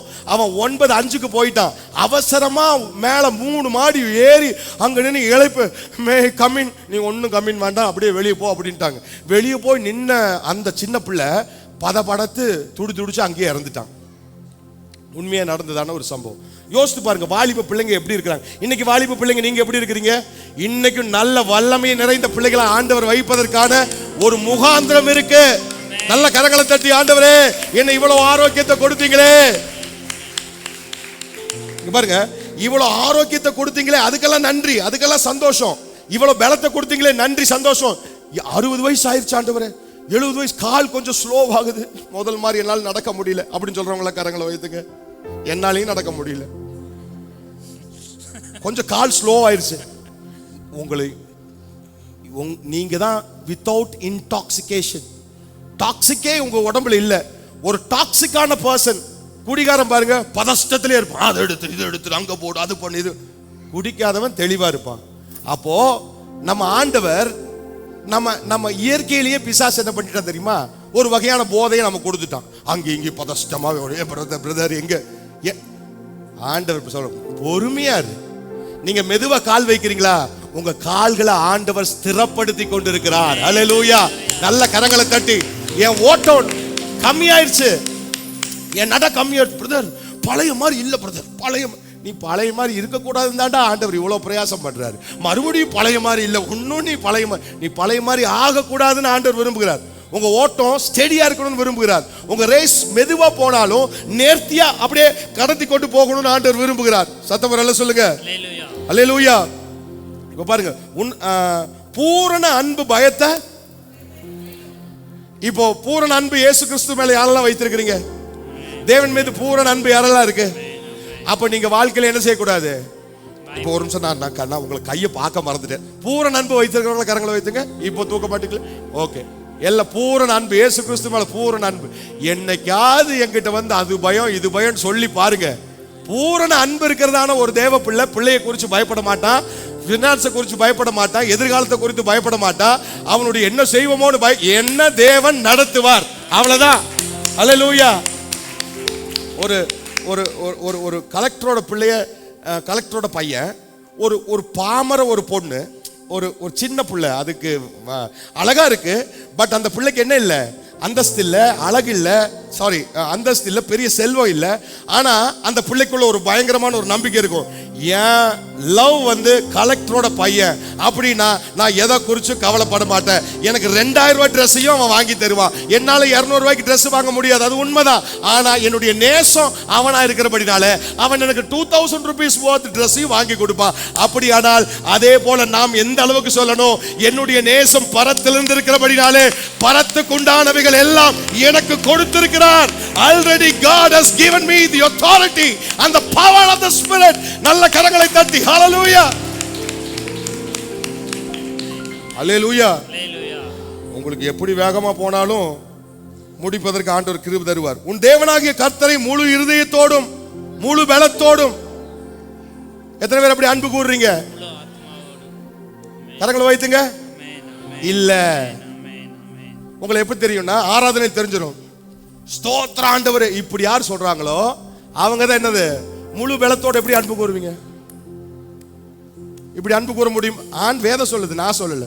முழு பலத்தோடனா உங்க எஃபர்ட் ஃபுல்லா போடணும். லார்ட் ஐ லவ் யூ, அந்த லவ் ஆண்டவர் எதிர்பார்க்கிறார். அல்லேலூயா. சொல்லுங்க, ஆண்டவரை பார்த்து சொல்லுங்க, இயேசுவே உம்மை நேசிக்கிறேன். ஆமா ஆமா ஆமா ஆமா ஆமா, இயேசுவே I love you Lord. இது சொல்லுங்கப்பா. ஏங்க இயேசுவை நேசிக்கிறீங்களா இல்லைங்களாங்க? என்னையும் நேசிக்கிறீங்களா கேட்டேன். என்னையும் நீங்க அதுக்கப்புறம் நேசிக்கணும். வலுக்கட்டாயம், ஃபர்ஸ்ட் வந்து வலுக்கட்டாயம் இல்லை, ரெண்டாவது வலுக்கட்டாயம். நேசித்து எனக்காக ஜெபிக்கணும். ஆண்டவர் அன்பு கூறுறவங்கள கரங்களை உயர்த்தி ஹalleluya. E minor. அன்பு கூறுவே இன்னும் அதிகமா ஆராதிப்பே இன்னும் உம்மை முழு உள்ளத்தோடு ஆராதிப்பே முழு பலத்தோடு அன்பு கூறுவே ஆராதனை ஆராதனை ஆராதனை ஆராதனை. எத்தனை பேர் ஆண்டவர் அன்பு கூறுறீங்க? முழு இருதயத்தோடு ஆண்டவர் அன்பு கூறுறவங்க எல்லாம் ஹalleluya. முழு பலத்தோடு அன்பு கூறுகிறவங்க எல்லாம் ஹalleluya. நல்ல கரங்களை தட்டி ஹalleluya. இயேசுவுடைய டிசைபிள்ஸ்ல யார் ரொம்ப அதிகமா இயேசுவை நேசிச்சது? யோவான். எல்லாரும் கேட்டாலும் சொல்லுவீங்க, ஏன்னா அவன் சின்ன பையன். சீசர்கள்ல சின்ன பையன் யாரு? யோவான். எல்லாரும் அற்புதம் செய்ய கிளம்பிட்டாங்க. பேதுரு அற்புதம் செய்ய போயிட்டாரு. எல்லாம் அற்புதம், தோமா முதற்கொண்டு அற்புதம் செய்யறாரு. நல்லா யோசித்து பாருங்க. 12 சீசர்கள்ல உகந்தமா காணப்பட்டதான யோவான், அவன் இயேசு கிறிஸ்துவின் மார்பில் மட்டும்தான் சாய்ந்திருந்தான். அவன் அற்புதம் செய்யறதுக்கு செய்யல. வேதம் நமக்கு குறிப்பிடல, செய்திருக்கலாம், நமக்கு தெரியாது.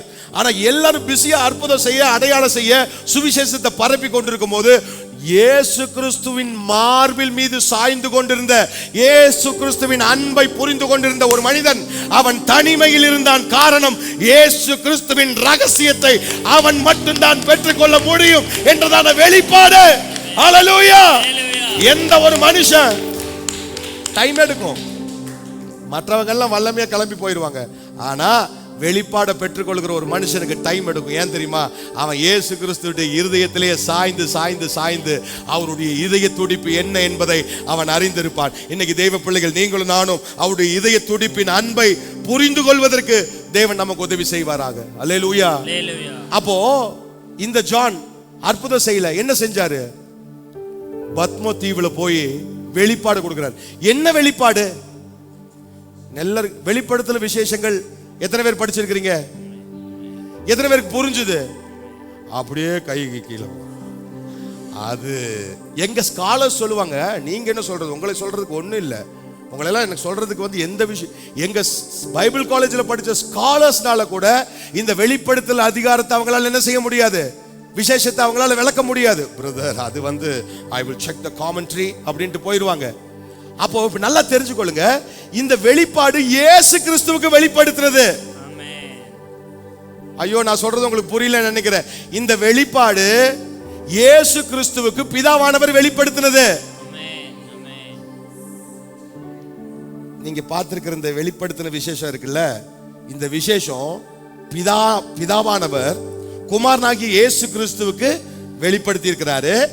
அந்த வெளிப்பாட இயேசு கிறிஸ்துனுடைய தூதன் பெற்றுக்கொண்டு வந்து யார்கிட்ட சொல்றாரு?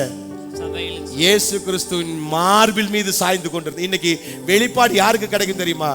யாரெல்லாம் இயேசு கிறிஸ்துவின் மார்பில் சாய்ந்து கொண்டிருக்கிறாங்களோ, யாரெல்லாம் இயேசப்பாவுடைய கரத்தை பிடிச்சு கொள்றாங்களோ, நீங்க எங்கேயும் போயிடாதீங்கப்பா, நீங்க எனக்கு வேணும்னு சொல்றாங்களோ, உலகத்தில் எந்த மனுஷனுக்கு முன்பதாக கண்ணீர் விடாத மனிதன், எந்த மனுஷனுக்கு முன்பதாக கூனி குறுகி நிற்காத மனிதன், தேவ பிரசனம் வரும்போது கூனி குறுகி அவனுடைய இருதயம் முழுவதும் அழுகியால் நிறைந்திருக்கிறதோ, அந்த மனிதனுக்கு தேவன் வெளிப்படுத்துகிற விசேஷம். ஆராதிக்கிறாங்க, ஆராதிச்சுட்டு அவருடைய மகிமை பார்க்கறாங்க. அப்பா, அவருடைய மகிமை துதிச்சுட்டு அப்படியே ரவுண்ட் அடிக்க அப்படியே போயிட்டாங்க. அப்படியே வேற ரவுண்ட் அடிச்சு திருப்பி சிங்காசனத்தில் பார்க்கறாங்க. வேற முகம், வேற பிரசன்னம், வேற மகிமை அவருக்குள்ள உண்டா இருந்தது. அல்லேலூயா. ஒவ்வொரு முறையும் அவருக்கு மாற்றம் கொடுத்துட்டே இருக்கு. என் தேவன் போர் அடிக்கவே மாட்டார். அல்லேலூயா. ஏன்னா அவருக்குள்ள இருக்கிறதான ரகசியங்கள் அவ்வளவு உகந்ததாய் காணப்படுகிறது. அல்லேலூயா. தேவனோடு நெருங்கின ஒரு மனிதனுக்கு மட்டும்தான், தேவனோடு காதல் வைக்கிற, தேவனோடு அன்பு வைக்கிற ஒரு மனிதனுக்கு மட்டும்தான் இந்த உலகத்தை கண்டு அச்சமே இல்லை. அல்லேலூயா, அல்லேலூயா. எலியா உங்களுக்கு அடிக்கடி சொல்றதுதான். எலியாவை சுத்தியும் ராணுவ படம் வந்துருச்சு. உடனே எலியா என்ன சொல்றாரு? அவங்க வேலைக்காரல பதஷ்டப்படுறாங்க. ஐயோ, என்ன பண்ணுவீங்க, ராணுவம் வந்துருச்சு. ஆண்டவரே, இவன் கொண்ட கொஞ்சம் திறங்கப்பா. திறந்தா இந்த ராணுவத்துக்கு பின்னாடி தேவனுடைய ராணுவம் சுத்தி நிற்குது. அல்லேலூயா. அப்படிதான் உங்களுக்கும் பாதுகாக்கும்படியாய் தேவனுடைய ராணுவம் ஒவ்வொரு நாளும் சுத்தி நிக்குது. அல்லேலூயா.